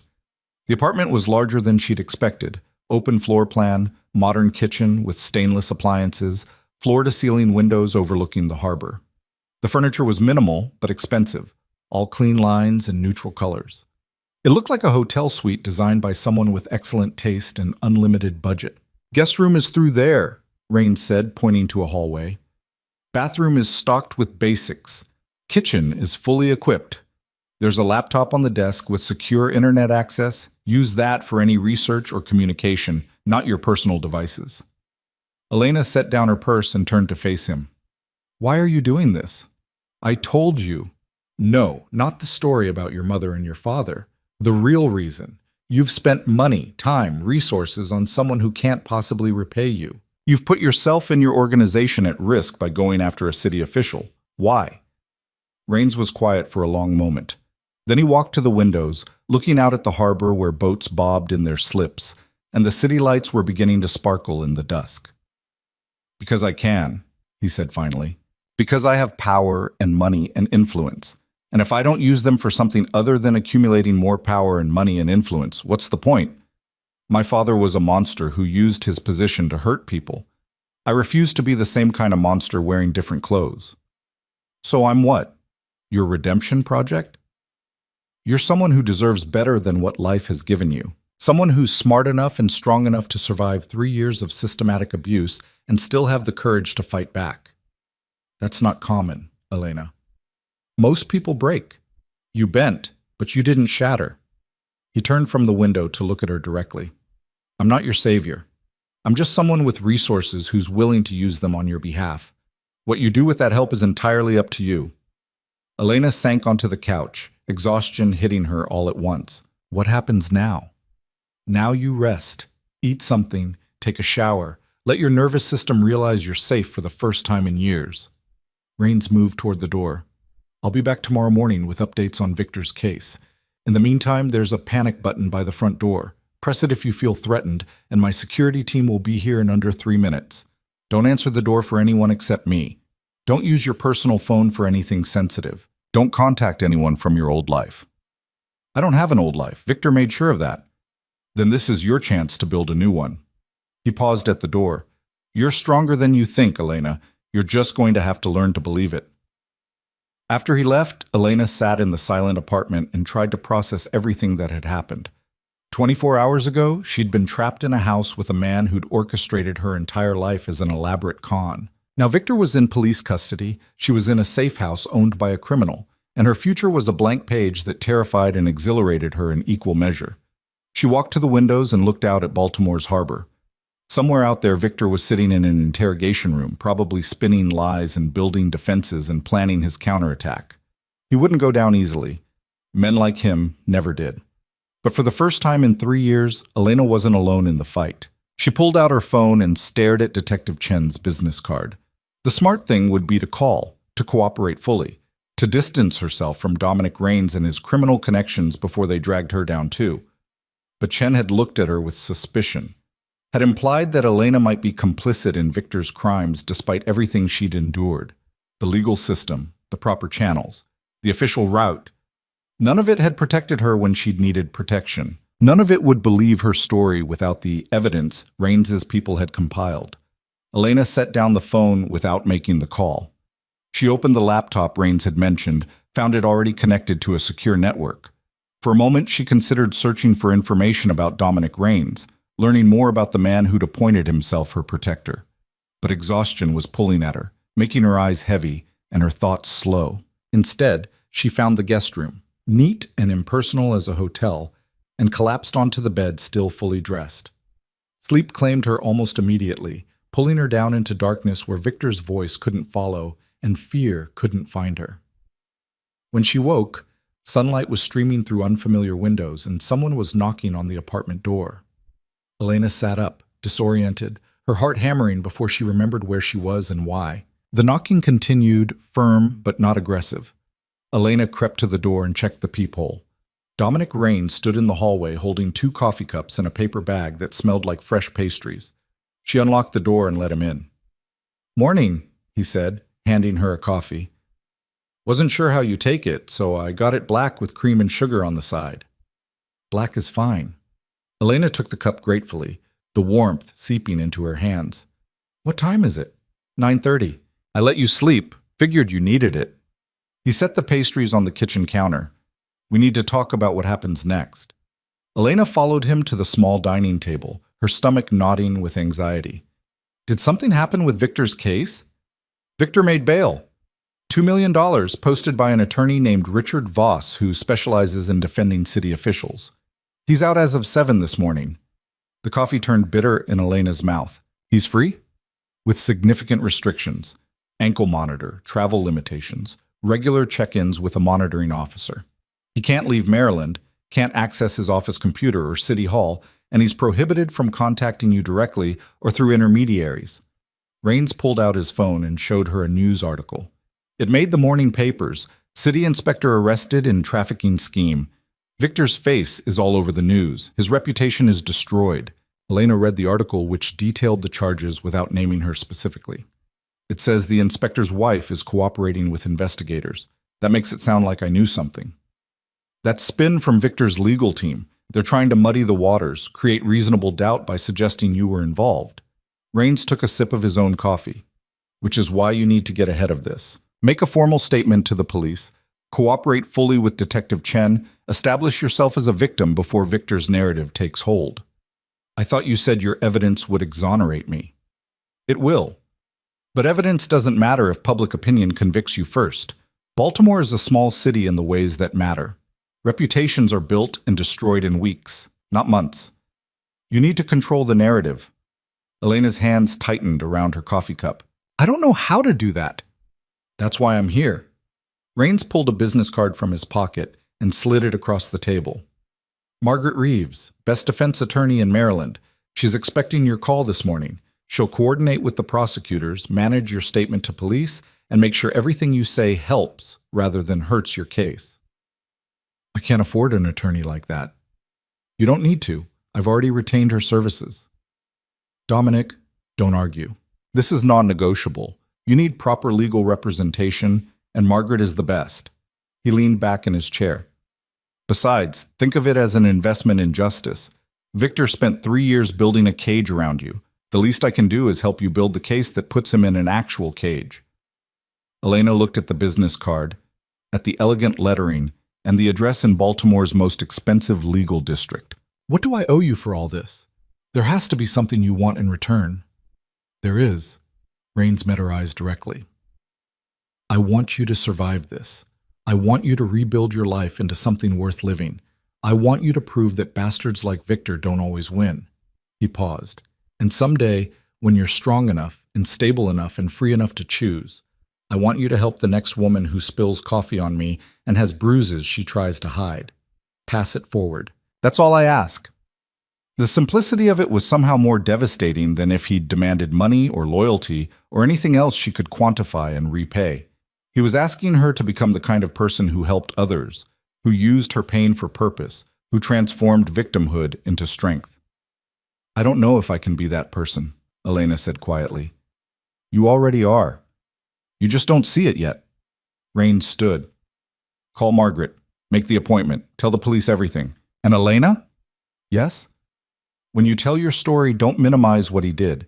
Don't soften it to make yourself look less foolish or less damaged. Tell them the truth, all of it, no matter how ugly or humiliating, because every detail you share is another nail in Victor's coffin. After he left, Elena sat at the table with Margaret Reeves's business card and the coffee Rains had brought her, and the beginning of something that felt dangerously close to hope. She picked up her phone and dialed the attorney's number before she could talk herself out of it. A professional voice answered on the second ring. Reeves and Associates, how may I direct your call? This is Elena Virelli. I believe Margaret is expecting my call. One moment, please. Classical music played while Elena waited, her heart hammering against her ribs. This was real. This was happening. She was about to step into a legal battle against a man who'd orchestrated her entire life, who had connections and resources and 3 years of carefully constructed evidence pointing to her guilt. Elena? A woman's voice, warm but authoritative. This is Margaret Reeves. Thank you for calling. I've been reviewing the preliminary evidence in your case, and I have to say, you've been through hell. The unexpected sympathy made Elena's eyes sting. That's one way to put it. I prefer accuracy to euphemism.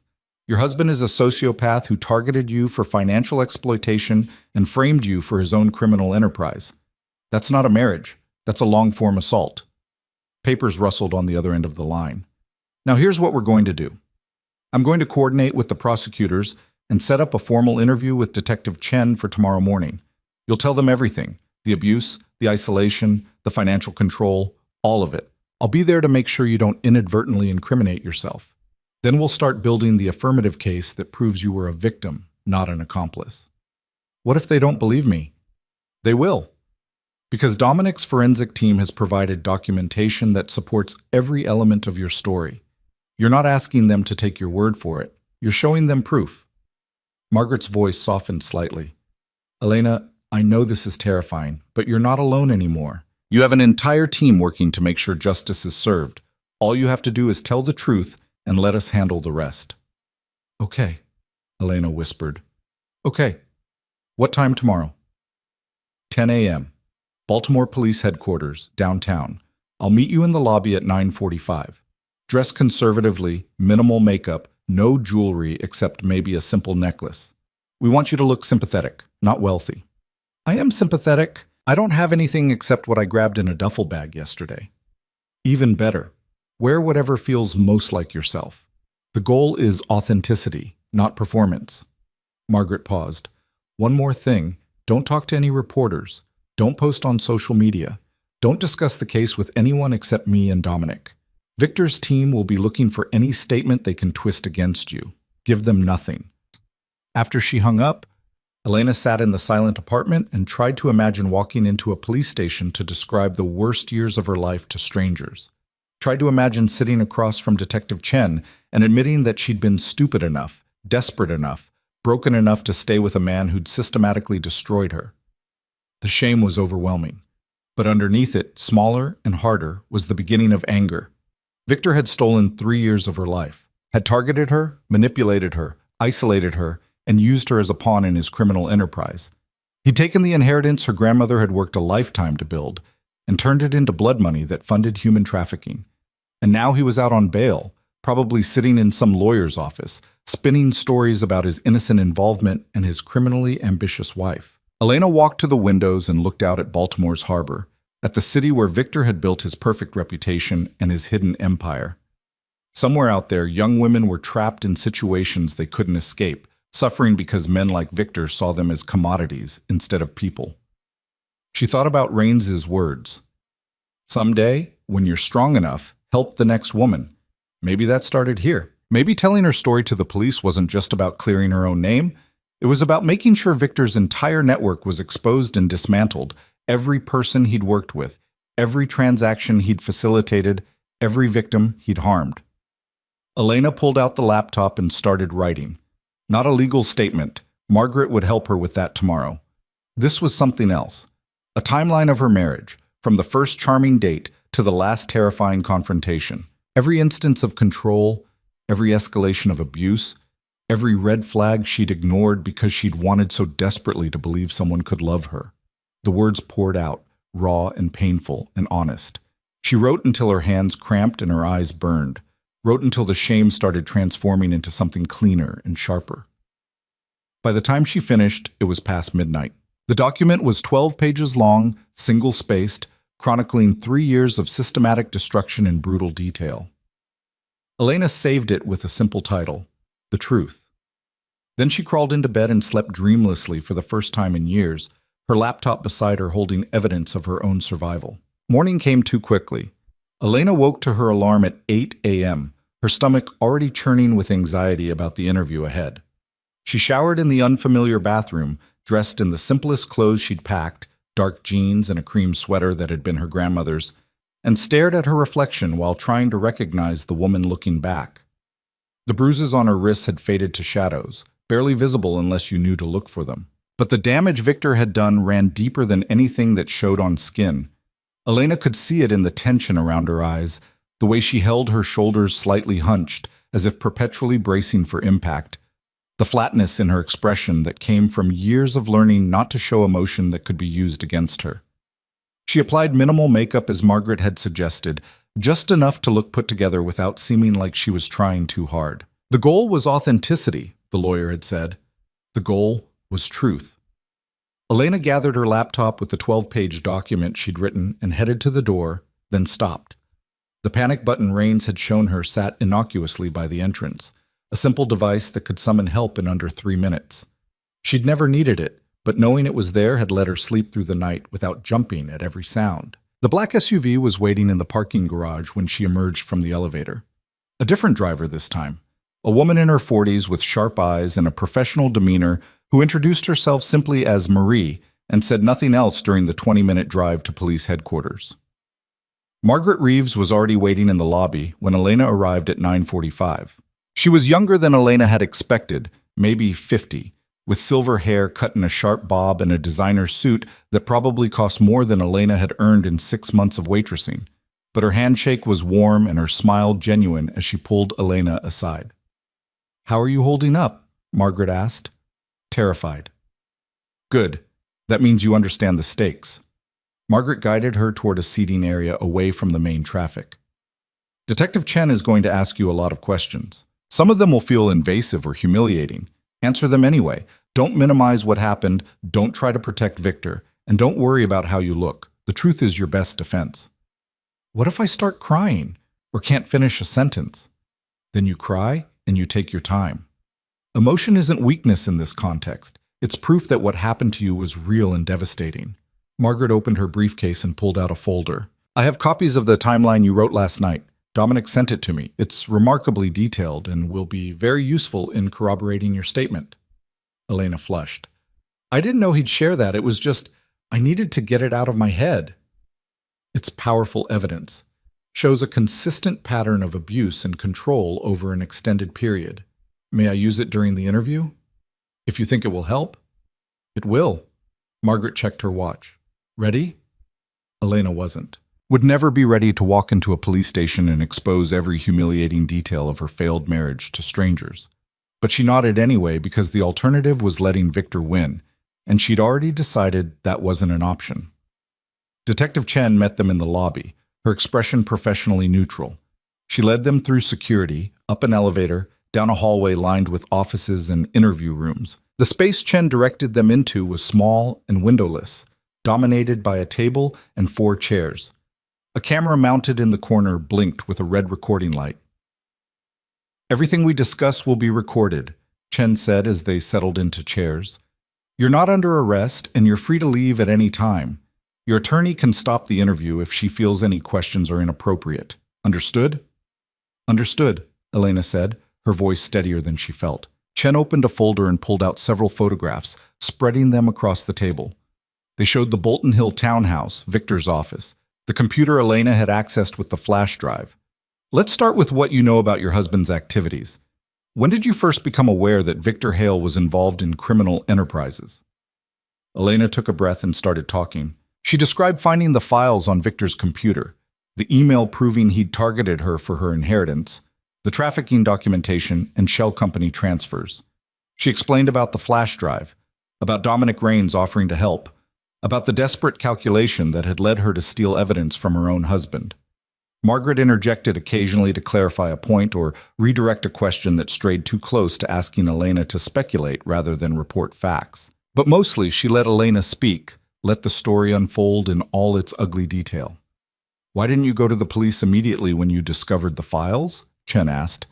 Because I was terrified, Elena said simply.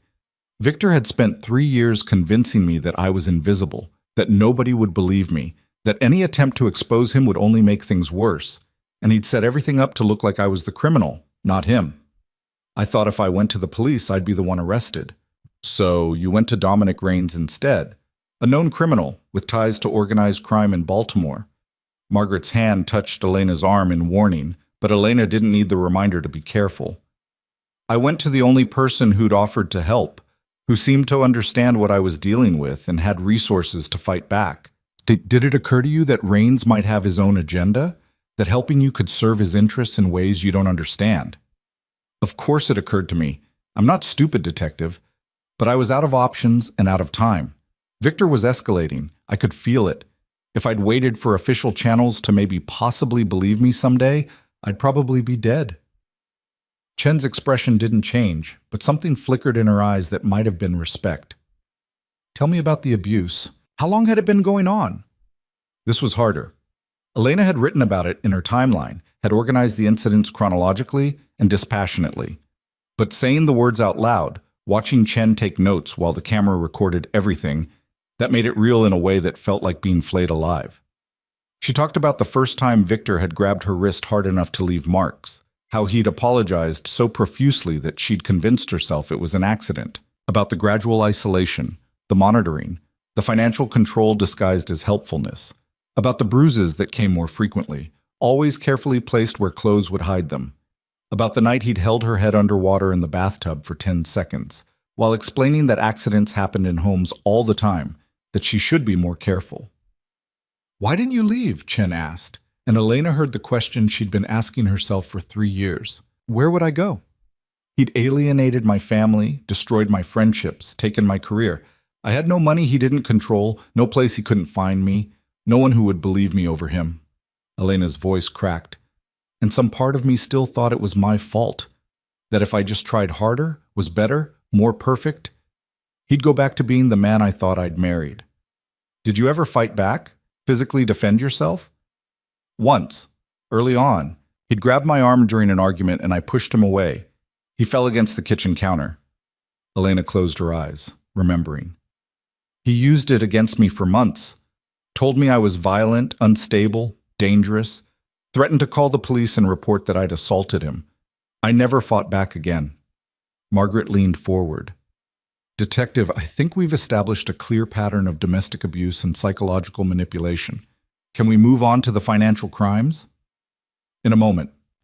Chen pulled out another photograph, this one showing Elena and Victor at some charity gala, both of them smiling for the camera. To an outside observer, you two looked happy, even loving. Were there times when the relationship was genuinely good?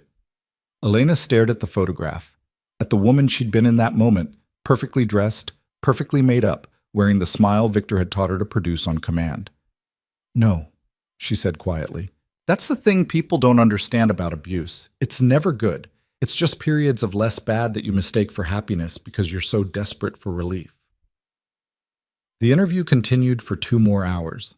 Chen asked about specific transactions, specific dates, whether Elena had signed documents or authorized transfers. Margaret produced the forensic evidence Raines's team had compiled, walking the detective through the timeline that proved Elena had been at work or otherwise accounted for during every suspicious activity. I have one final question, Chen said as they neared the end. If you could say anything to other women in similar situations, what would it be? Elena thought about the trafficking victims in Victor's files, the women whose names and faces haunted her dreams. Thought about all those people who'd suffered because she'd been too broken and too scared to act sooner. I'd tell them it's not their fault, that the person hurting them is very good at making them believe they deserve it, that they caused it, that nobody else would want them. But it's all lies. She met Chen's eyes directly. I'd tell them to find one person who believes them and hold on to that belief like a lifeline.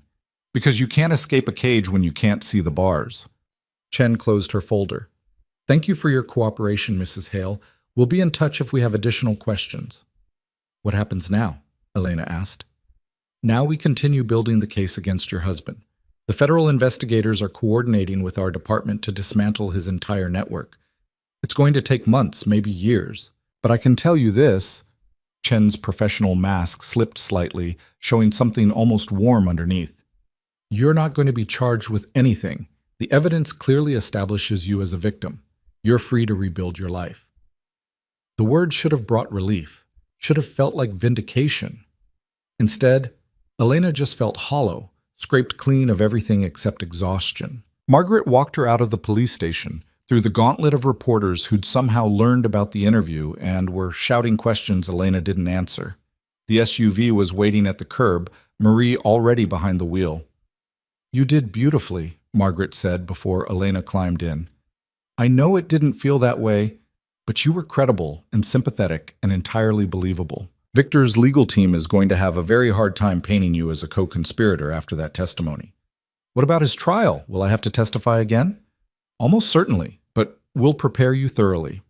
And Elena? Margaret's expression softened. Consider talking to a therapist, someone who specializes in trauma. What you've been through, that leaves scars that don't heal without help. Elena nodded and climbed into the SUV, grateful when Marie pulled away from the cameras and the questions and the whole overwhelming reality of what she'd just done. Her phone buzzed as they merged into midday traffic. A text from Raines. How did it go? She typed back, survived, exhausted. His response came immediately. Come to my office. I have something to show you. Elena almost declined. The idea of doing anything except collapsing in the safe house apartment felt impossible. But curiosity won out over exhaustion, and she directed Marie to the address Raines had included with his text. The office was in a renovated warehouse in Fells Point, the kind of building that had probably housed manufacturing equipment decades ago, and now held expensive lofts and creative studios. Marie led her through a lobby with exposed brick and industrial lighting, up an elevator that required yet another key card, to a top-floor suite with floor-to-ceiling windows overlooking the harbor. Rains met her at the door, his expression carefully neutral but his eyes sharp with concern. "How bad was it?" "Bad. But Margaret says I did well, so I guess that's something." Elena looked around the space. Open floor plan, minimal furniture, walls covered with screens displaying what looked like financial data and security feeds. "This is where you work?" "One of several locations. This is the legitimate side of my business: import-export, logistics consulting, investment management." He gestured toward a conference table where several people were working on laptops. "My team has been analyzing Victor's network in detail. We found something I think you need to see." He led her to a private office off the main floor, closed the door, and pulled up a file on his computer. "Remember the women's names in Victor's trafficking files?" Elena's stomach clenched. "Yes." "We've been trying to locate them. Most of the trails went cold, victims scattered, documentation destroyed, whole operation shut down and relocated. But we found one." Rains turned the screen toward her. "Her name is Sofia Martinez, 23 years old. She was trafficked through Victor's network 2 years ago, sold to a brothel in Washington, D.C., and has been trapped there ever since." The photograph showed a young woman with dark hair and terrified eyes, staring at the camera in what looked like a police booking photo. "Why are you showing me this?" Elena asked, though she already knew the answer. "Because I'm planning to get her out, tonight, but it's going to be complicated and dangerous, and I wanted you to understand what your evidence is accomplishing. Sofia is just one of at least 40 women we've identified in Victor's files. Every piece of information you provided, every detail you remembered, it's giving us the tools to find them and bring them home." Elena stared at Sofia's photograph, at the fear and resignation in her expression, and saw herself reflected back. Different circumstances, different kind of cage, but the same essential trap, being controlled by men who saw women as objects to be used and discarded. "What do you need from me?" she asked. Rains looked surprised. "Nothing. You've already done more than enough." "That's not what I asked. What do you need from me to get Sofia out?" "Elena, this isn't your fight. You just spent 3 hours reliving your trauma for the police. You don't have to—" "Yes, I do." She met his eyes directly. "You said someday I'd help the next woman. Why not start today?" Rains studied her for a long moment. "It's dangerous. The people who run these operations don't let their assets walk away. There will be violence. Are you prepared for that?" "No, but I'm going anyway." He pulled out a chair at the conference table in his office. "Then sit. Let me explain what we're dealing with." For the next hour, Rains walked Elena through the operation he'd planned with his team. The brothel where Sofia was being held operated under the cover of a massage parlor in a rough neighborhood in southeast D.C. It was owned by a man named Vincent Koslow, who had connections to Russian organized crime and a reputation for brutality. Getting Sofia out meant getting past Koslow's security, past the other women who'd been conditioned to report escape attempts, past the electronic monitoring systems that tracked every movement. "We've been planning this for 3 days, Rains explained, pulling up schematics on his screen. "We have people on the inside, a client who's actually undercover FBI, a delivery driver who's willing to leave a door unlocked. The extraction window is narrow, 15 minutes from the time we enter to the time we need to be gone." "What's my role?" Elena asked. "You stay in the vehicle with Marie. You're our emergency contact. If something goes wrong and we can't extract Sofia ourselves, you call the FBI tip line and report a trafficking situation in progress. Give them Koslow's name, the address, everything we've compiled. It won't save Sofia immediately, but it'll put enough pressure on Koslow that he'll have to move or shut down, which gives us another chance." "That's it? I just wait in a car?" "That's everything. You're our insurance policy, Elena, not our soldier." She wanted to argue, wanted to insist she could do more, but the rational part of her brain recognized that Rains was right. She had no training, no experience with this kind of operation, no skills beyond basic accounting and survival instinct. Going inside would only create another person they'd have to protect. "When do we leave?" she asked instead. 6 p.m. It's a 2-hour drive to DC, and we need to hit the location at precisely 8:30 when there's a shift change in Coslow's security rotation. Rains checked his watch. That gives you 5 hours to rest and prepare yourself for what you might see. Elena spent those hours in Rains's office, reviewing the files on Sophia and the other women they'd identified. Each one had a story, recruited through false job promises, kidnapped from vulnerable situations, sold by family members who saw them as burdens rather than people. Each one had been processed through Victor's network with the same cold efficiency he'd used to organize his inspection reports. The weight of it was crushing. Elena had spent 3 years suffering under Victor's control, but at least she'd been alone in her cage. These women had been bought and sold, their bodies commodified, their humanity erased, and Victor had profited from every transaction. At 5:30, Rains knocked on the office door. "Time to go. Are you sure about this?" Elena closed the file on Sofia Martinez and stood. "I'm sure." The team that gathered in the warehouse parking lot was smaller than Elena had expected. Just Rains, 2 men she didn't recognize who moved with military precision, and Marie, who would be driving the extraction vehicle. They wore dark clothes without any identifying marks, and they carried equipment Elena recognized from movies but had never seen in real life. Weapons, communications gear, what looked like lock-picking tools.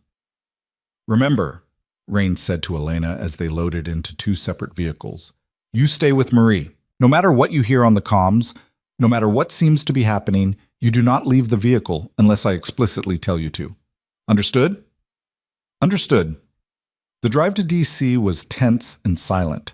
Marie navigated through rush-hour traffic with the calm efficiency of someone who'd done this before, while Elena sat in the back seat and tried not to think about all the ways this could go wrong. She clutched her phone with the FBI tip line number already dialed, her thumb hovering over the call button.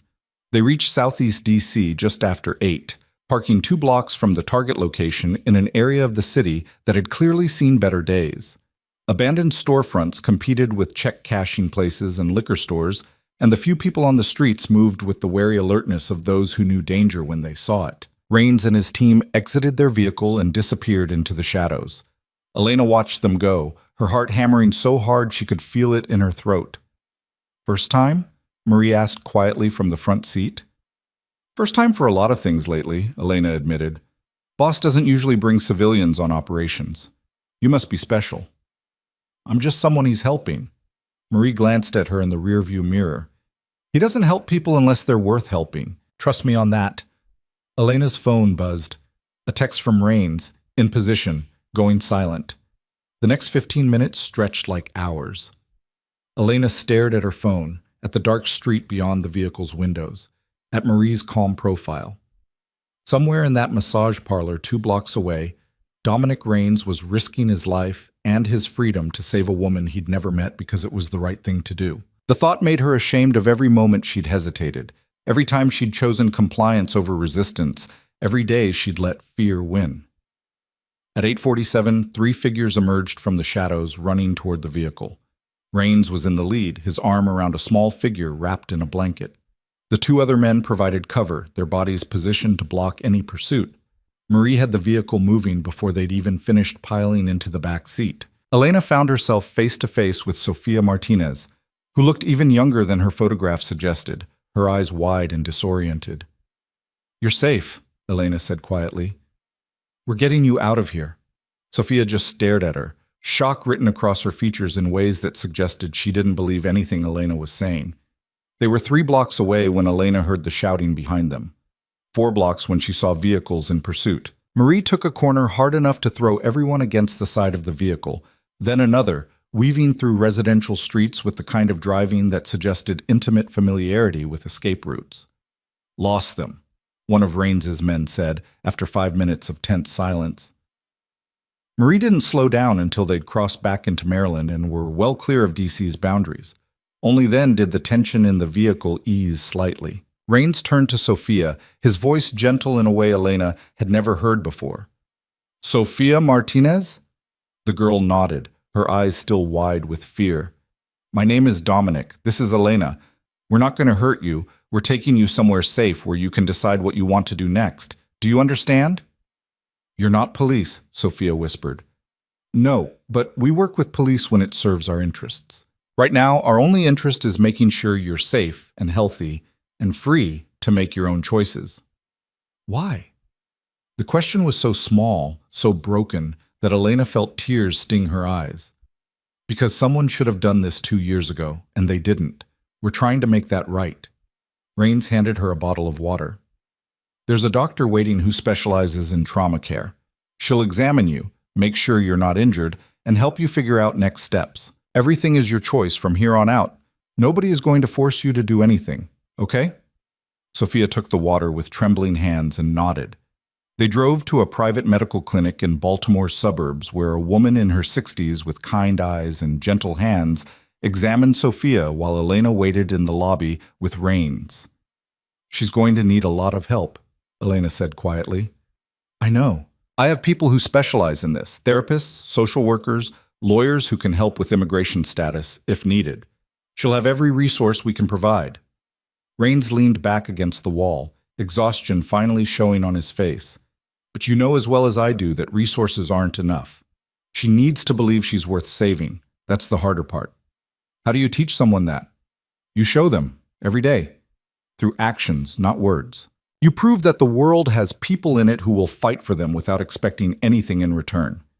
He looked at Elena directly. The same way I'm trying to show you. The doctor emerged an hour later with Sophia, who looked cleaner and calmer, but still terribly fragile. Physically, she's malnourished and has some old injuries that healed poorly, but nothing requiring immediate intervention. Psychologically, the doctor paused. That's going to take time. She's agreed to stay in a residential facility I recommend that specializes in trafficking survivors. They'll work with her on trauma processing and life skills. Can I visit her? Elena asked, surprising herself. Sophia looked at her with those two old eyes. Why would you want to? Because I know what it's like to be trapped. Different circumstances, but the same feeling. And I want you to know that you're not alone. Something shifted in Sophia's expression, some tiny crack in the wall of defense she'd built around herself. Okay. Rains arranged for Sophia to be transported to the facility with 2 of his security team providing protection. Elena watched the vehicle drive away and felt something settle in her chest that might have been purpose. Thank you, she said to Rains, for letting me be part of this. You didn't just observe. You were the reason we knew where to find her. Your evidence, your willingness to expose Victor's network, that's what made this possible. He gestured toward his vehicle. Come on, let's get you home. They drove back to the safe house in silence, Elena too emotionally exhausted to process everything that had happened. It was only when they pulled into the parking garage that she realized something had shifted. The apartment didn't feel like a hiding place anymore. It felt like a base of operations, a launching point for something larger than her own survival.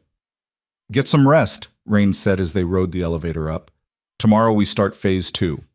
Which is? Going after the rest of Victor's network. We saved 1 woman tonight. There are 39 more out there who need the same help. And then, his expression hardened, we make sure Victor pays for every life he destroyed. Elena unlocked the apartment door and turned to face him. I want to help, not just with information. I want to be actively involved in taking him down. Elena? You said I was stronger than I thought. Prove you meant it. Give me something real to do. Rains studied her for a long moment. There's a fundraising gala 3 weeks from now. Baltimore's elite, all the people who've been whispering about Victor's arrest and wondering what really happened. Victor will be there. His bail conditions allow it, as long as he doesn't leave Maryland. His lawyers want him seen in public, maintaining his innocent persona. You want me to go? I want you to walk in there on my arm and show everyone that you're not hiding, not ashamed, not broken by what he did. I want you to look him in the eye and let him see that he didn't win. Rains paused. But only if you're ready. Only if you think you can handle being in the same room with him. Elena thought about Sophia's eyes, about the 40 women still trapped in Victor's network, about the 3 years she'd spent believing she had no power and no options. Thought about the woman she'd been before Victor and the woman she was becoming after him. I'll be ready, she said. And for the first time since spilling coffee on Dominic Rains in Marcello's restaurant, Elena actually believed it. The 3 weeks before the gala passed in a blur of activity that left Elena exhausted and exhilarated in equal measure. During the day, she worked with Raines's team to identify and locate the remaining women in Victor's trafficking files. At night, she met with Margaret Reeves to prepare for the inevitable trial, going over testimony and evidence until her head ached. But the work that mattered most happened in the quiet hours when she visited Sophia at the residential facility. The first few visits were stilted and awkward. Two women who'd survived different versions of the same nightmare trying to find common ground. But slowly, tentatively, something resembling friendship began to form. "You're different than I expected," Sophia said during their fourth visit, her English improving with each conversation. "When Dominic said someone wanted to help, I thought you'd be, I don't know, a social worker or something, someone who does this for a living." "I'm just someone who understands," Elena replied. They were sitting in the facility's garden, autumn leaves falling around them in shades of red and gold. "My cage was different than yours, but it was still a cage. The man who hurt me, he's part of the same network as your husband." "Was. Victor's operation is mostly dismantled now. The FBI has arrested 12 people so far, and they're still working through the evidence." Elena paused. "We found 23 of the women from his files. Most of them are in facilities like this one, getting help. The others, we're still looking." Sophia was quiet for a moment, picking at the threads of her sweater. "What happens to the ones who don't want to be found? Who think this life is all they deserve? We keep looking anyway. We keep offering a door out, even if they're not ready to walk through it yet." Elena took Sophia's hand gently, the same way Dominic kept offering me help until I was ready to accept it. "You love him." Not a question, a statement of observed fact. Elena felt heat rise to her cheeks. "I barely know him." "That's not what I asked." Sophia's eyes held a wisdom that had nothing to do with her 23 years. "You look at him the way I used to look at freedom. Like, maybe it's possible, even if you're scared to believe it." The observation stayed with Elena long after the visit ended. Did she love Dominic Raines? The question felt too large and too complicated to examine directly. He'd saved her, yes, but he'd also given her the tools to save herself. He'd offered protection without demanding submission in return. He'd treated her like someone worth fighting for when she'd forgotten she had any value at all. But love? That felt dangerous. Like trusting something that had betrayed her before. Elena was still thinking about it a week later when Raines took her shopping for a gala dress. He'd insisted on accompanying her, claiming he knew which boutiques wouldn't sell her information to tabloids, but Elena suspected he just wanted to make sure she actually went through with it. The shop was in an upscale neighborhood, all cream carpets and flattering lighting. The owner, a woman named Claudia who greeted Raines like an old friend, pulled dresses without asking Elena's size or preferences, somehow knowing exactly what would work. "Try this one first," Claudia said, handing her a floor-length gown in deep emerald silk. Elena changed in a private fitting room, staring at her reflection with something close to shock. The dress transformed her, highlighting curves she'd forgotten she had, making her skin glow against the rich fabric. She looked like someone important, someone powerful. She stepped out to show Raines, and the expression that crossed his face made her breath catch. "That's the one?" he said quietly. "I haven't tried the others yet." "Doesn't matter, that's the one." He stood and walked closer, his eyes never leaving her face. "You look like yourself, the version of yourself you were always meant to be." Elena turned back to the mirror, trying to see what he saw. "I look terrified." "You look strong. There's a difference." Raines met her eyes in the reflection.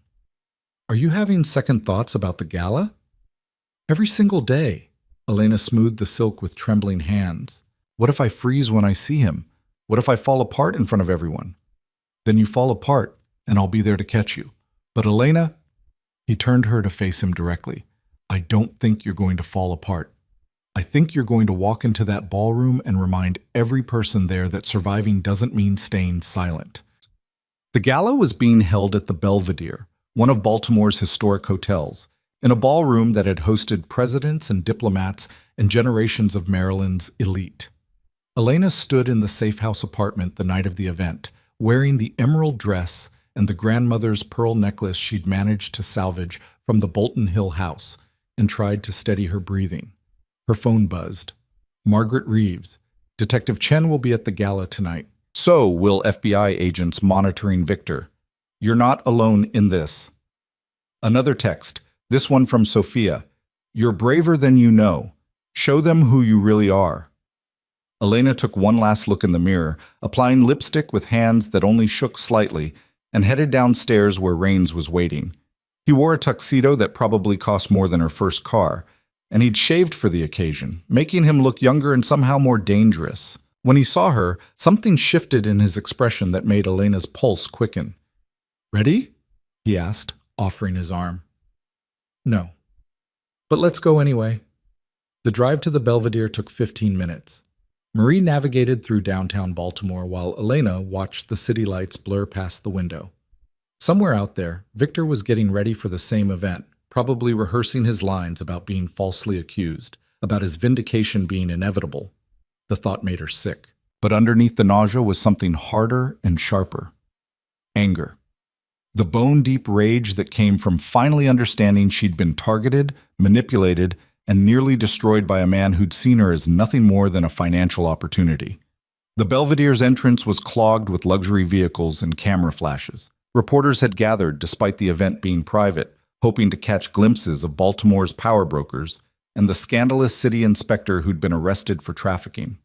Rains helped Elena from the vehicle, his hand steady on her elbow as flashbulbs exploded around them. She heard someone shout questions.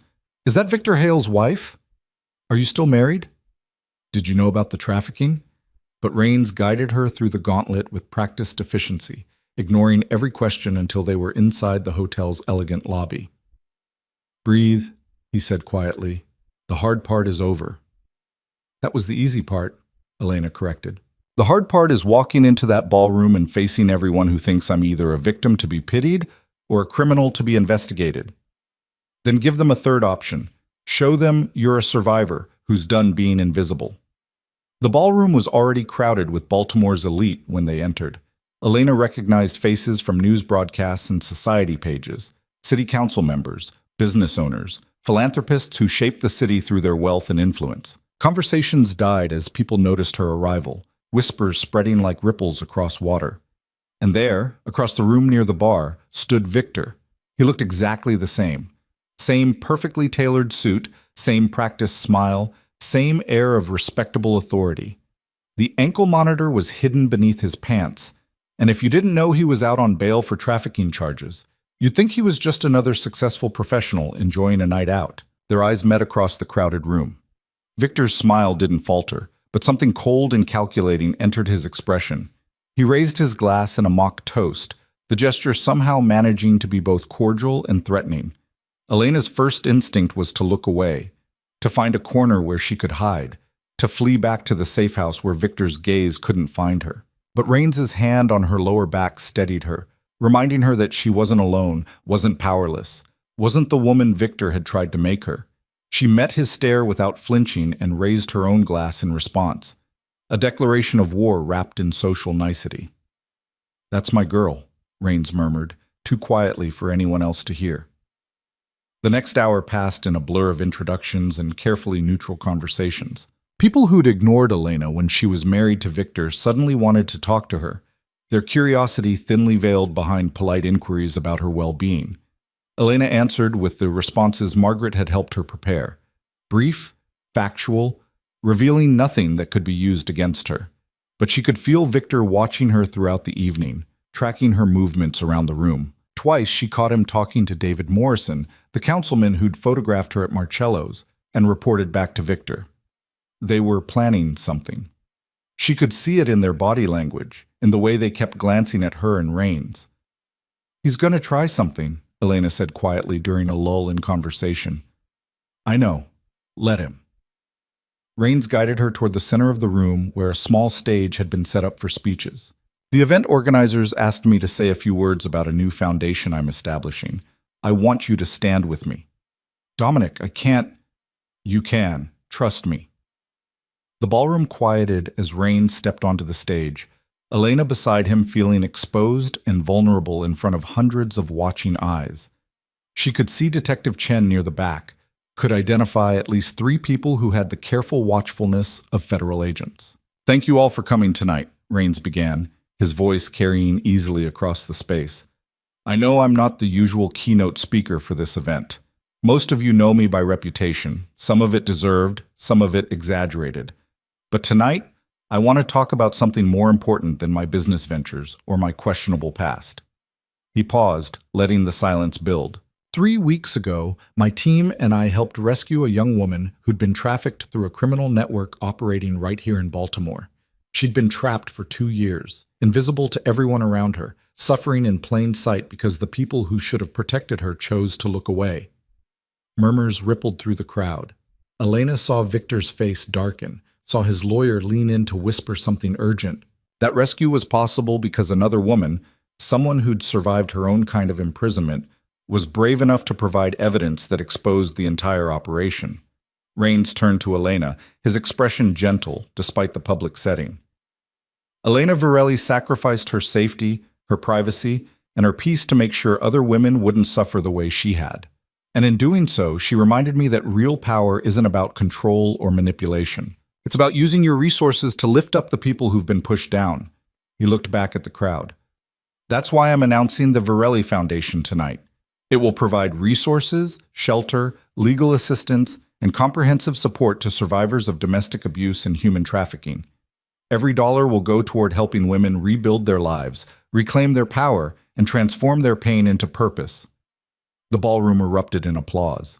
Elena felt tears stinging her eyes, felt the weight of hundreds of gazes that had shifted from judgment to something that might have been respect. But Victor wasn't applauding. He was moving toward the stage, his lawyer trying unsuccessfully to hold him back. "How dare you!" Victor's voice cut through the applause, loud enough to silence the room. "You stand up there and talk about helping people while you're nothing but a criminal who's corrupted my wife and destroyed my reputation with false evidence." Rains remained perfectly calm. "Mr. Hale, I wasn't aware you'd be speaking tonight. I'm speaking now." Victor climbed onto the stage, ignoring the security personnel moving toward him. "You've poisoned her against me, convinced her to lie to police, manufactured evidence to frame me for crimes I didn't commit, all because you wanted to expand your criminal empire into trafficking and needed a scapegoat." The accusation was so brazen, so completely inverted from reality, that Elena actually laughed. The sound came out harsh and brittle, surprising her as much as everyone else.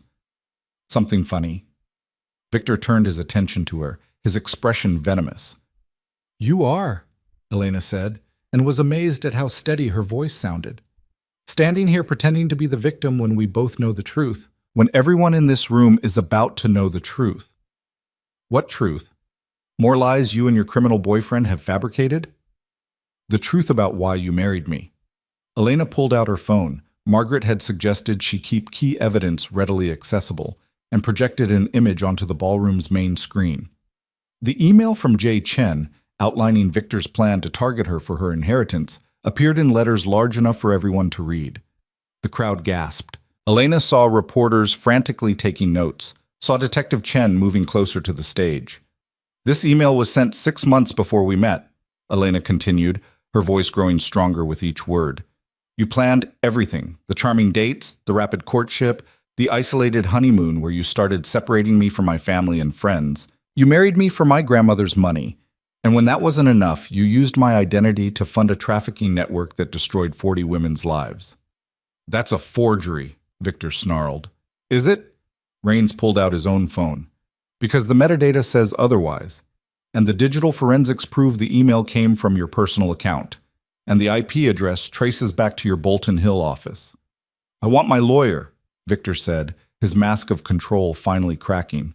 "Your lawyer is right there," Rains pointed to the man trying to push through the crowd. "But I don't think he can help you with what's about to happen." The ballroom screens flickered and changed. Suddenly they were showing financial records, Victor's shell companies, the wire transfers, the property fraud schemes. Every transaction Elena had found on his computer now displayed for Baltimore's elite to witness. "Where did you get that?"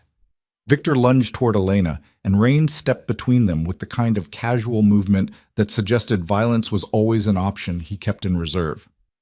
"Don't," Rains said quietly, dangerously. "Don't even think about touching her." Detective Chen reached the stage with two uniformed officers. Victor Hale, you're under arrest for violating the terms of your bail. You were ordered to avoid contact with Elena Varelli. I didn't contact her. She's here at a public event. That you attended knowing she would be present after being explicitly warned to stay away.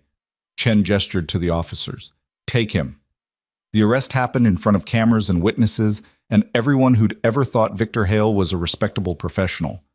His lawyer was shouting about unlawful detention and procedural violations, but the officers were already reading Victor his rights and leading him toward the exit. As they passed Elena, Victor stopped and looked at her with such pure hatred that she instinctively stepped back. You've destroyed everything, he hissed. Everything I built. Everything I worked for. No, Elena said, and felt something settle in her chest that felt like closure. I just stopped letting you destroy me. There's a difference.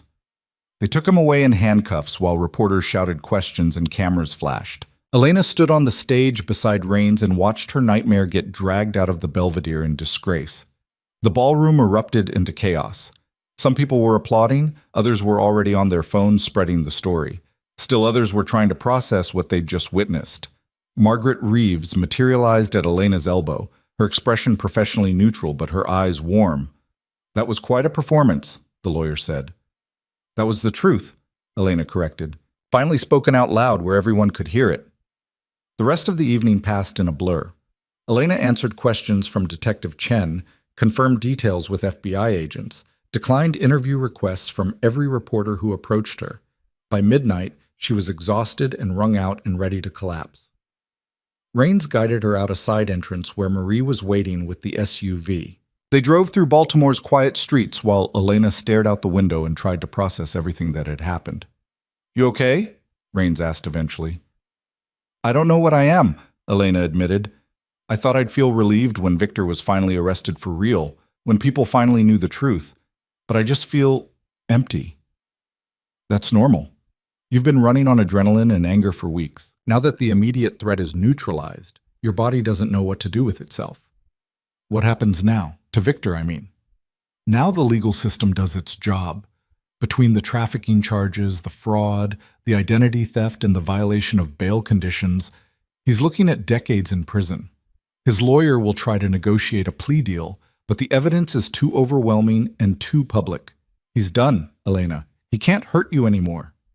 The words should have brought comfort, should have felt like victory, but Elena just felt tired. They reached the safe house and rode the elevator in silence. Rains walked her to her door, hesitated before saying goodnight. For what it's worth, he said quietly, you were magnificent tonight, brave and honest and completely unbreakable. I know it doesn't feel that way right now, but you should be proud of what you accomplished. I couldn't have done any of it without you. Yes, you could have. I just provided resources and shortcuts. The courage was all yours. He reached out and gently tucked a strand of hair behind her ear, the gesture unexpectedly tender. Get some rest. Tomorrow we start building your future instead of fighting your past. Elena watched him walk away, feeling something shift in her chest that had nothing to do with gratitude or relief. She went inside the apartment and changed out of the emerald dress, hanging it carefully in the closet like a reminder of the night she'd stopped being Victor's victim and started becoming her own person. She slept dreamlessly for 12 hours and woke to sunlight streaming through the windows and a text from Sophia. I saw the news. You did it. You really did it. Elena smiled and typed back, we did it. This is just the beginning. The trial took 8 months to reach its conclusion. Victor's legal team tried every delay tactic imaginable, but the evidence was too comprehensive and too damning. The jury deliberated for less than 4 hours before returning guilty verdicts on all counts: human trafficking, money laundering, fraud, identity theft, and domestic assault. Elena testified for 3 days, walking the jury through every detail of her marriage and Victor's systematic abuse. It was brutal and humiliating and necessary. But this time, when she told her story, people believed her. The evidence supported her. Justice, for once, was on her side. Victor was sentenced to 45 years in federal prison without possibility of parole. His lawyer filed appeals that would take years to resolve, but everyone knew they were futile gestures.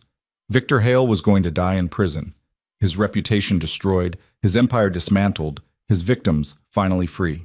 Elena sat in the courtroom gallery beside Margaret Reeves and watched the sentencing with a sense of surreal detachment. This was the man she'd married, the man she'd loved or thought she'd loved. And now he was just a stranger in an orange jumpsuit, being led away in chains while the judge's words echoed through the silent courtroom. "Justice is served," Margaret murmured. "How do you feel?" "Like I can finally breathe," Elena said, and realized it was true. The Varelli Foundation opened 6 months after Victor's conviction, occupying a renovated building in downtown Baltimore with space for offices, counseling rooms, temporary housing, and legal services. Elena threw herself into the work with the same intensity she'd once devoted to survival, using her accounting skills to manage finances and her hard-won experience to connect with survivors. Sophia became the Foundation's first peer counselor, using her story to help other trafficking survivors navigate their recovery. 23 women they'd rescued from Victor's network found support through the Foundation's programs. And slowly, gradually, the work expanded beyond just Victor's victims to help anyone trapped in situations that seemed impossible to escape. Elena visited the Foundation on a crisp October morning, exactly 1 year after she'd spilled coffee on Dominic Raines at Marcello's restaurant. The building was buzzing with activity, counselors meeting with clients, lawyers preparing cases, volunteers organizing donations. She found Raines in her office, looking at architectural plans spread across her desk. "What are you doing here?" she asked, surprised but not displeased to see him. "Waiting for you. I wanted to show you something." He gestured to the plans. "There's a property 3 blocks from here. Former hotel, 30 rooms, perfect for expanding the Foundation's residential services. It's going up for auction next week. We can't afford something like that. Our budget is already stretched thin." "I can afford it. Consider it an investment in a cause I believe in." Raines looked up from the plans to meet her eyes. "And in a woman I've come to admire more than I thought possible." Elena felt heat rise to her cheeks. Over the past year, Raines had been a constant presence in her life, supporting the Foundation, checking in on her recovery, helping with the endless legal aftermath of Victor's case. But he'd never pushed for anything more than friendship, never demanded payment for his help beyond seeing her heal and grow stronger. "Dominic," she said carefully, "why do you keep doing this? The Foundation, the support, all of it. What do you get out of it?" "The satisfaction of seeing you become who you were always meant to be." He walked around the desk to stand in front of her. "When I met you at Marcello's, you were so beaten down I could barely see the person underneath the fear. Now you run a foundation that's helped hundreds of people. You're strong and confident and making a real difference. That transformation, that's worth more than any business deal I could make." "That sounds like something a friend would say." "I am your friend. But Elena..." He hesitated, vulnerability crossing his face in a way she'd rarely seen. "I'd like to be more than that. If you're ready, if you think you could trust someone again after everything Victor did." Elena's first instinct was to refuse, to protect herself from the possibility of being hurt again. But then she thought about the woman she'd been a year ago, trapped and terrified and certain she had no options. That woman would have chosen safety over possibility, would have hidden rather than risked. But Elena wasn't that woman anymore. "I'm scared," she admitted, "of trusting the wrong person again, of missing warning signs because I'm too eager to believe in something good." "That's reasonable. Smart, even." Raines reached out and took her hand gently, giving her time to pull away if she wanted. "So let's start small. Have dinner with me. Not as my project or the Foundation director, just as Elena and Dominic. 2 people who've both survived things that should have broken them and are trying to build something better." Elena looked at their joined hands, at the man who'd given her back her freedom and asked for nothing except to see her thrive. "Dinner sounds perfect. But Dominic..." "Yes?" "I need you to understand something. I'm not looking for someone to save me or protect me or make my decisions. I'm looking for a partner, an equal. Someone who sees me as whole and capable on my own." "I've never seen you as anything else," Raines said quietly. "That's why I'm standing here hoping you'll give me a chance." They had dinner that night at a small Italian restaurant far from Marcello's and its memories. They talked about their pasts without letting those histories define them. about their hopes for the foundation and the lives they were building. It was easy and comfortable and felt like the beginning of something real. Over the next year, Elena and Dominic built a relationship based on mutual respect and shared purpose.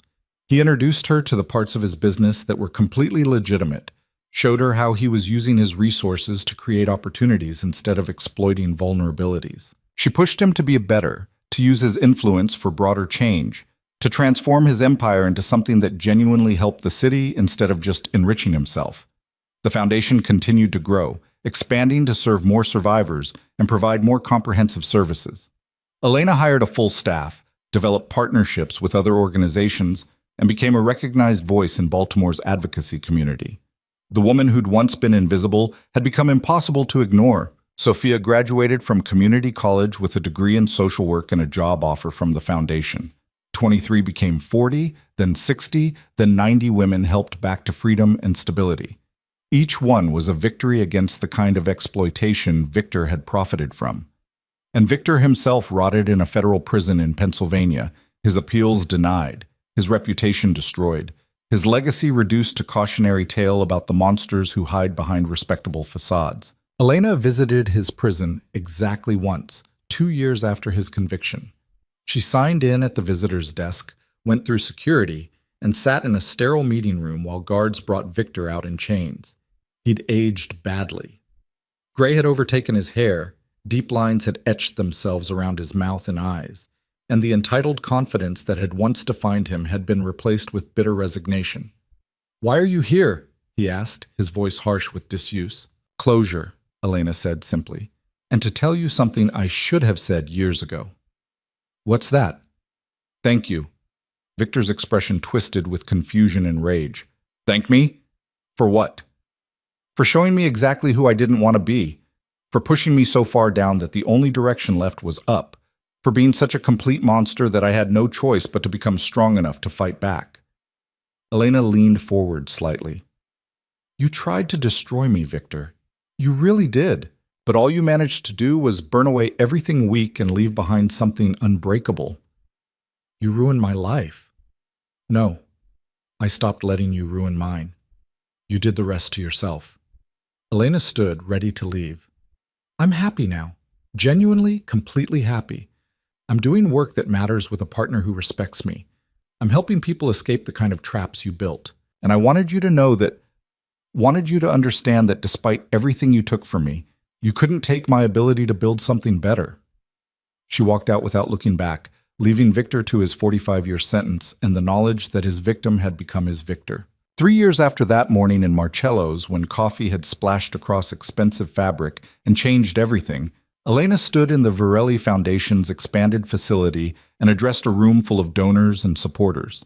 Beside her was Dominic, who'd transformed from criminal protector to legitimate businessman and life partner.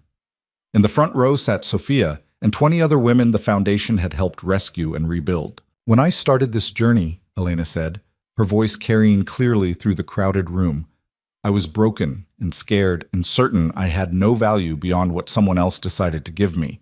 I'd been systematically destroyed by someone who saw me as nothing more than a means to an end. But I learned something crucial through that darkness.